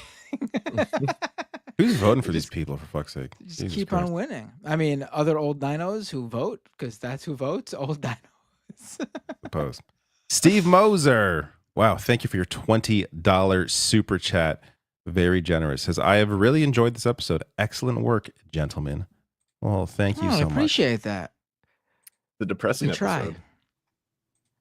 Hey, can't all be, sometimes we got to tell it like it is. Can't all be hunky-dory all the time. They can't all be hits, but when I'm on, they're a little better. Law Gnomes, $5 super chat. Thank you. Says, pretty sure this could buy a better haircut than Trump just got. Did Trump get a new haircut? Trump got a haircut?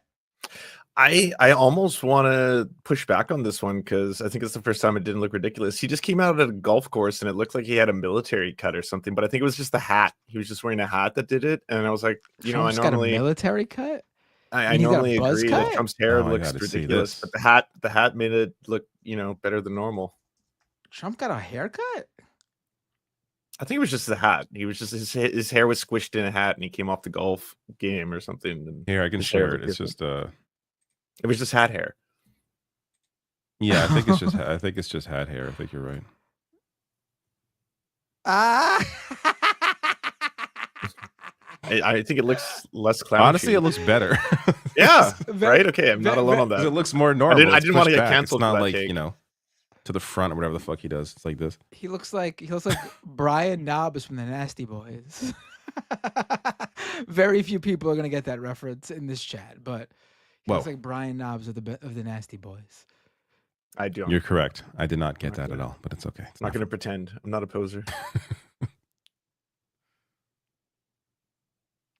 I guess it's for Mike. Bay Oh, no, photo. it's for me actually. It's Oh, it's for Bay you then. Photo. How does Mike's channel have more viewers and he's not even here? Because Mike's got like 600,000 subscribers, doesn't he? Did he change the thumbnail? I feel like he always has like a really clickbaity thumbnail and like title. Oh right, he's smart. That's usually how he's able to milk it. But if he didn't this week, maybe people are just like, you know what? I'm doing the Mike stream, and we're just losing out. I mean, we're all getting the viewers. It's fine. That's true. It's for you. No, it's not for me. This one. For Mike, look at this guy on vacation and getting super chats. Tiger Katsune thank you for the super chat to Mike. Says, I'm terrified that even if we boycott and get folks where their wallets are as protest, that Musk will just artificially patch the holes in the machine with his billions. True cyberpunk dystopia. Didn't you also send this to?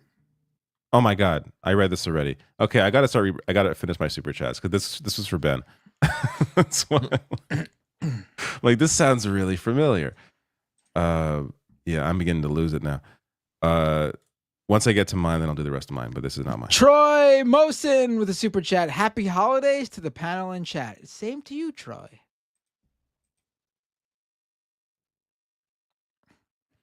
Not for me.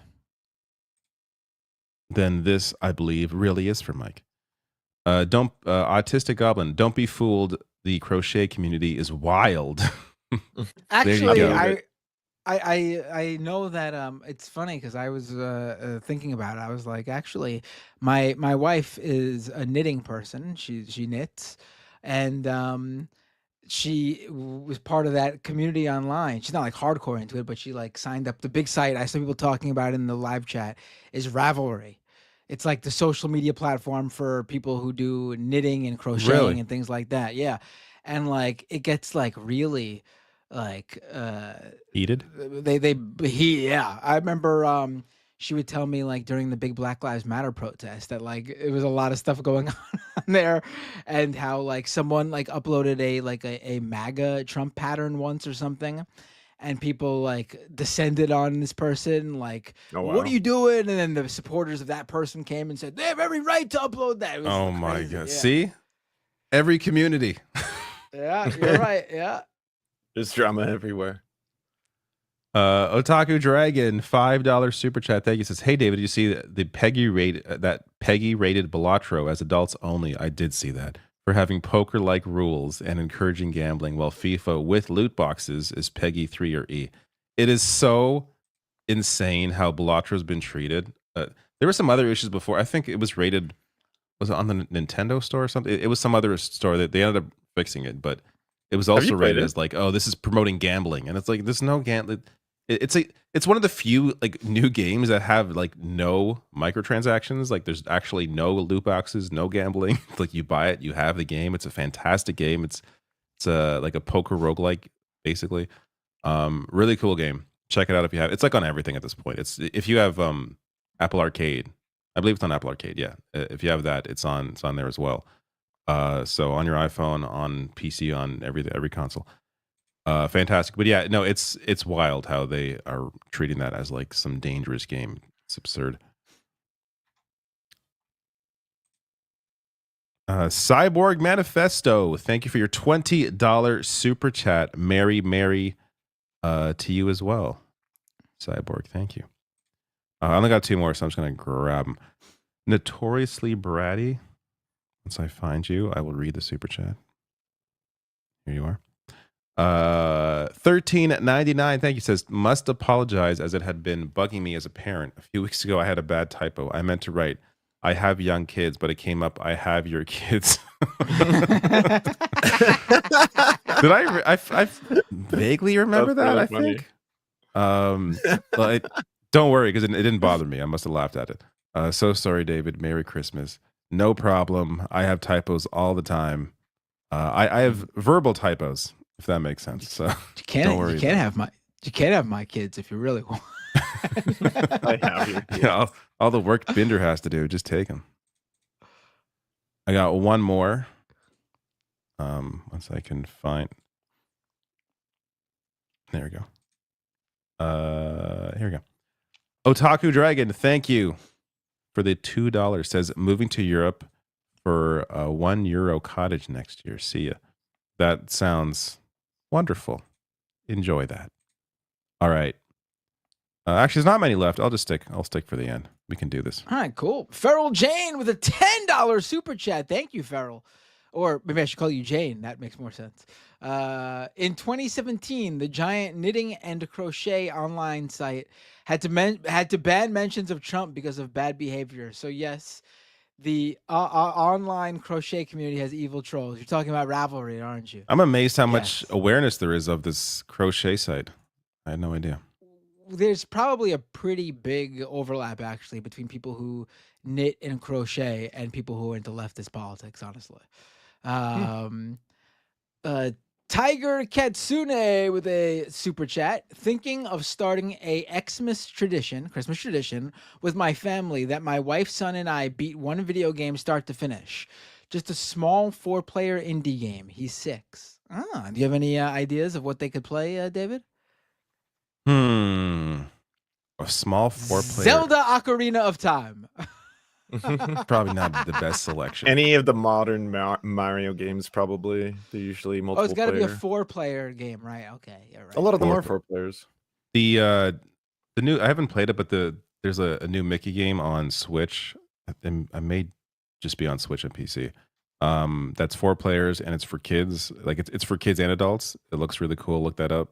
I mean, that'd be my choice. There's a lot of. Just look up 4-player games for kids. You will find a ton. My brain's not working right now. But the Teenage Mutant Ninja Turtle arcade game. Any beat 'em up is fun. Yeah. Shredder's Revenge is really good too. Yeah. Sunset Riders. That's one of my favorites. It's a great game. I love that first boss when he dies and he says, bury me with my money. And that's the last thing he says. Alexei Makasimovich Peshkov with a $10 super chat. Thank you. Hey, Matt, will you ever come on Tim Pool's Timcast IRL again? You need to talk about this Health United CEO thing with him. I would absolutely go on there again, and I would assume that he would invite me on there again. I have, I had a good experience there, and anything I've mentioned about it is always told the truth about how in person he, it's his, his opinions and takes that I disagree with and think is moronic. But he was, a gracious host, and I'm sure Lance had a similar experience. Although very disturbed, I was not invited to have poker and sushi with the boys. And I take that personally because I would have definitely taken him up on that offer of at least the sushi part. I don't know about maybe the poker, now with but your new definitely the haircut, he'll sushi. be like he can't refuse the offer. So All right. you will see. I would say if you want me on Tim Pool's show again, the correct way to go about it would not be to say to me, I want you on Tim Pool's show again, but would to say to Tim Pool, I want Matt Binder on your show again. That would probably get things going much better than the other way around. Not sure this is for, but a super sticker. Is that for you? It's not for me, no. Michelle Bunting, thank you for ICU Mike's super sticker. There you go. Marcos Granger with a super chat. Matt, what's your favorite soccer team? Not MLS, by the way. European leagues only, please. Ooh. Benfica. What's Good that? plans. What's that? What's that Irish team that has that super pro-Palestinian fan base? Oh, They were the ones who sang that. I remember. I forget who that is. Probably them for that reason. But I got to be honest. I don't follow the. I mean, I know that's where the best players are. But I don't really follow the European leagues as much as I should. Maybe Manchester City because they are the brother team of NYCFC in MLS. So I'm gonna go with them. I like Holland. So there you go. Yeah. But MLS is what I pay attention to. Sorry, I'm a poser soccer fan. This for you? Probably. Let me see. I don't see it, but it's got to be for me. Sean with a super chat. Juan Soto, let's fucking go Mets. Absolutely. Listen, I'm not the biggest Juan Soto fan. I think they're overpaying him incredibly. Largest I think not even just US anymore. I think it's the largest sports contract ever. $760 something million for 15 years. I don't think he's that good. I mean, he's making more than Ohtani, and Ohtani is both that's crazy. Excuse me, amazing pitcher and amazing at bat. Like they got a 2-for-1 deal with Ohtani. With Soto, they're just getting a good player at bat. So but when you have a billionaire owner, you can basically do whatever the fuck you want, right? I'm guessing there's no salary cap in the MLB. There is no salary cap in the MLB. It is crazy there. What I think they got to pay. I think they got to pay like a fine or a tax or something for certain high offers. But yes, there's no salary cap. So basically, baseball will always make the records, right? I mean, yeah. Is there a cap for the European leagues and soccer? I mean, I got to believe that like the old Messi and Ronaldo deals had to have. I mean, Ronaldo with the Saudi team, they'd be paying him a shitload to get him to go to Saudi Arabia, right? I know Messi took less money because he didn't want to go to Saudi, but I mean, the thing for Messi is the MLS is basically saying that you can own a team when you retire. So that's the future earnings is where he's probably looking at. Yeah. All right, this last one. This is for me. Otaku Dragon, thank you. It says Trump staff threatened to deport and denaturalize anti-Israel and anti-Trump protesters. Where do you think white protesters will be sent to? Finland? Yeah, I don't know. I mean, they should be so lucky. Yeah, I think a lot of these are empty threats, but we're gonna see. All right, I'm tired. This was fun. Wow, we're done. This is the Christmas don't think we made enough of a point to say that this is the before the Christmas episode or before Christmas. Yeah, episode. have a lovely holiday, y'all. Merry Christmas, Happy Hanukkah, Crazy Kwanzaa, Solemn Ramadan, all that the stuff. things. You didn't think this show had a very happy holiday feel throughout? Well, it does now. I put purposely the red and the green back there for Christmas. I didn't even notice. I could that have was my those inclusion. colors. Those colors don't like go across the whole wall. I know. Like look at Lance's. It's cheap. What can I say? Yeah, it's not like. Do you want to send everybody bisexual. to Ravana? Did you guys watch Ravana? Oh, I was gonna raid Oh Ravana. wait, I'm sorry. You just reminded me really quick. Not that many, but I gotta Twitch. shout people out. Really quick, I promise. Rude Dog 2525 resubscriber Prime. Subscriber for 22 months. Thank you so much, Rude Dog. Mumbles 459 resubscribe for 4 months at tier 1. Subscriber for 5 months. Thank you so much, Mumbles. And I got rated by Justin Freakin. Thank you so much, Justin, and all your viewers who stuck around. Appreciate it.